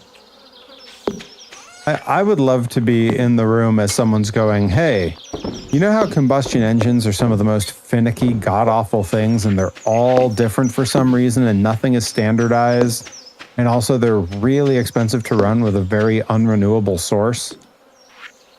What if we had something way better that's actually cheaper to make? What if we just said, screw that? Yeah, the first time my father-in-law mentioned, because he was on a waiting list, because apparently for like a lot of cars, especially EVs, you can't just walk in and buy them. You got to get on the waiting list while they try to get one in. They were on a waiting list for like a year. Like they had paid in full for this EV, and for a year they waited for it to come in, and finally they were like, is this thing ever coming? And the dealer was like, we have no idea. And they were like, all right, give us our money back. And they went and had to get like a regular car, like a hybrid or something. Mm-hmm. And when he was first telling me about it, I was like, wait a minute. It had never occurred to me that because there's no combustion engine, the thing doesn't need oil. It's like an RC car where you put grease on the gears and everything one time and then enclose them, and that's it forever because you will never use it enough to undo that. Yeah. Like, holy crap. Nope, somehow they're the devil. I love talking to people who talk about how they don't like EVs. I'm like, yeah, nah, that's stupid and you're stupid. Yep. I mentioned in front of someone you and I both mutually know, but we're not terribly close with. It's someone we know through someone else. Sure. I mentioned in front of them when they were marveling at my VW, how I was like, yeah, it gets incredible mileage, but like the plan is absolutely at some point when the regular running system and it goes, because it will, we're going to gut it and turn it electric because it's a super light vehicle. It's a perfect candidate for it. And like it has a back bed, so there's plenty of room to build a little insulated box in there for batteries. And the disgust from this person. And I was just, and I just legit just told them, I was like, Nah, that's stupid. I don't see why you would love to like give all that money to like gas companies and stuff, and like why you would love to have a machine that's constantly breaking, that's super expensive to maintain. People are Like, idiots. nah, they really are. Yeah. What's especially dumb is when it's someone younger than me who's acting like an old hat. Like, Yep. yeah, come on, grow up. There's a lot of that Dumb, going around. dumb backwater hillbillies. Yep. Guys, it's getting late in the night, and I'm quickly It gets fun when this stopping happens. to censor myself. So this is so you folks wanted to know what car rides are like. This is Yeah, right like around the 3 a.m. mark. The last 10 miles. Yeah. This is right around like, or we've suddenly run into a backup on some in the middle of the night, and we both just had it. And like, what are you doing on the road? Mm-hmm. Or like the last time I was leaving New York and they closed the only on ramp. I was gonna say this is part of the conversation Nickabeans has just been waiting for. Yep. Yeah, the rest of this is just too tame for the rest of them. Well, I mean, I am like generally speaking like a very tame person. Yeah, they want the stuff that you might have to appeal to Twitch to keep your account. Yeah, I think even at my worst, I don't say anything where that's really going to come up. No, most people don't. It takes a real effort to get under Twitch's skin. I would imagine. I mean, the way some gamers talk over their headsets to each other. Right. Like, some of them I'm still surprised they have accounts. You guys are still here? Some of them All I right. really wish they didn't. All right, well, see you later, I guess. What is that dog? Never mind.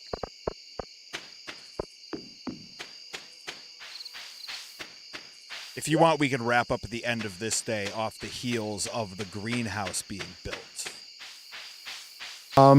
Yeah, that'll work. Figured this is we got to the greenhouse. That was like the one thing I was like, we got to get it in for the title, but we got it. So once we go to bed, we can just wrap after.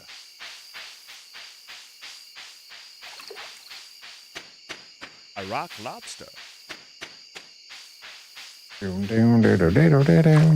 Just to America. Huh. And butter sauce. Ba-da-da-da. Rock Lobster going to be on karaoke? You got to tune in to find out. You better. You want the B-52s? You better B-50 tune in. Something's sleeping in this bush. I just saw Z's come from it. Was it the dog? I don't know.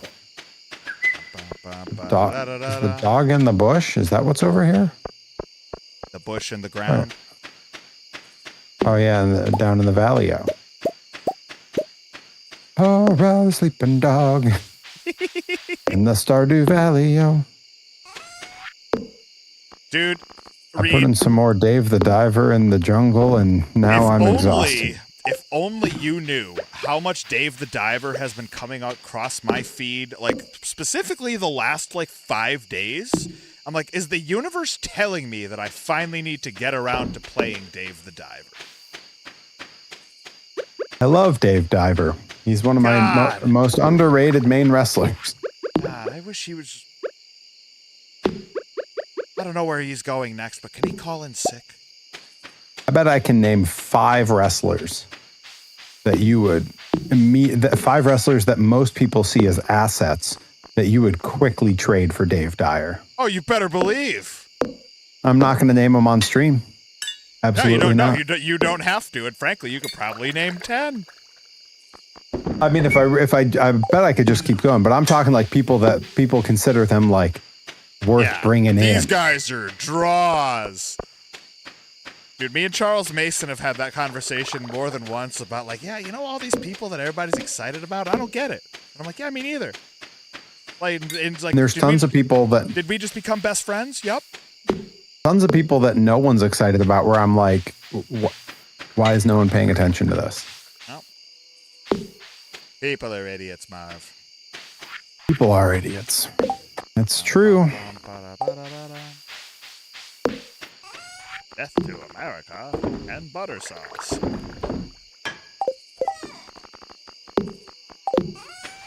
and throw out there.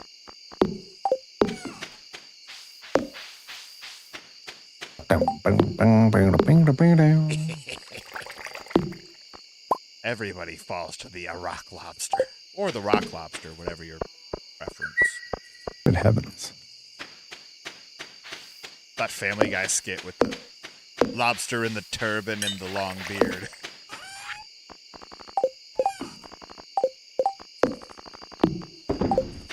Yeah, this is fine. So we'll now get ready to take this in. And tomorrow's the Dance of the Moonlight Jellies, but we could save that for the beginning of next stream. There it is. They're fixing it. You guys, let's go. Greenhouse. Greenhouse effect.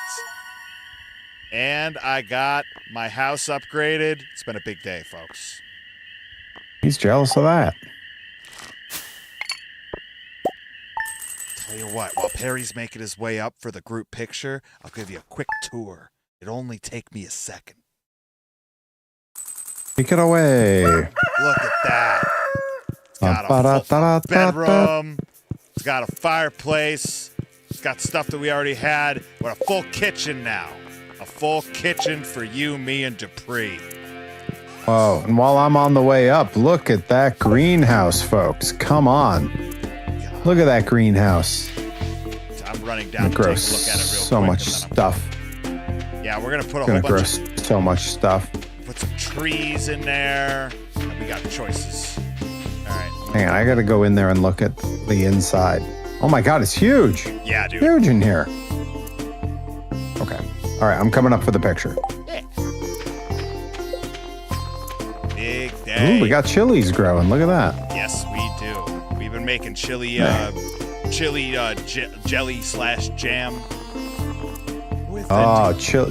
jelly. I love pepper jelly. Wicked good. Yeah, that's what they're calling it, pepper jelly. Hell yeah. That's what she said. All right, you up here. Yeah, I can't see behind my man. I am indeed. I am there. All right. Cheese. I made it. Cheese. Boom was done, but I'm pretty sure this boom is just in case, I'm going to take one. Because I zoomed out a little further. All right, rad. Good times, everybody. Big progress made tonight. It's going to be a pretty chill weekend on the wrestling front, but we'll all be back later on this month. Limitless has got one on Friday in a couple weeks on the 18th, I want to say. 18th is a Saturday. So if it's on a Friday, it's the 17th. 17th. Yeah, so this weekend, holiday weekend, I may pop on to stream something. It's Monster Jam World Finals, so we'll see. I may just kick back and watch that on my own. But I'll definitely be in the Discord and the Monster Truck thread. Probably a lot of conversations going on there because there's been some cool reveals, a lot of cool stuff going on. Then Monday through Wednesday, I'll be back on with our regularly scheduled streams. Who knows? We might beat Psychonauts this week, but we definitely also might not. Wednesday we'll be back to Workshop Wednesday. Thursday we'll be back again here for Stardew Valley. And then next Friday, the 10th, I make my debut for Chaotic Wrestling out in Lowell, Mass. That's right. It's the countdown. It's the countdown, folks. It's their Royal Rumble. And then the very next day, July 11th, my birthday, I will be live all day from 9 a.m. to 11 p.m. The first 12 hours is 2000s Wrestling Roulette, followed by 2 hours of karaoke featuring a mystery guest. Ooh. I don't know why they're a ghost now. Yep. And then, then we got all kinds of stuff going on after that. I'll be at Green Mountain. Johnny Torres will be at Limitless. All kinds of cool stuff going on. Streams continually. We will see you all again very, very soon. Thank you so much for hanging out tonight. Take care, everybody. Have a great night.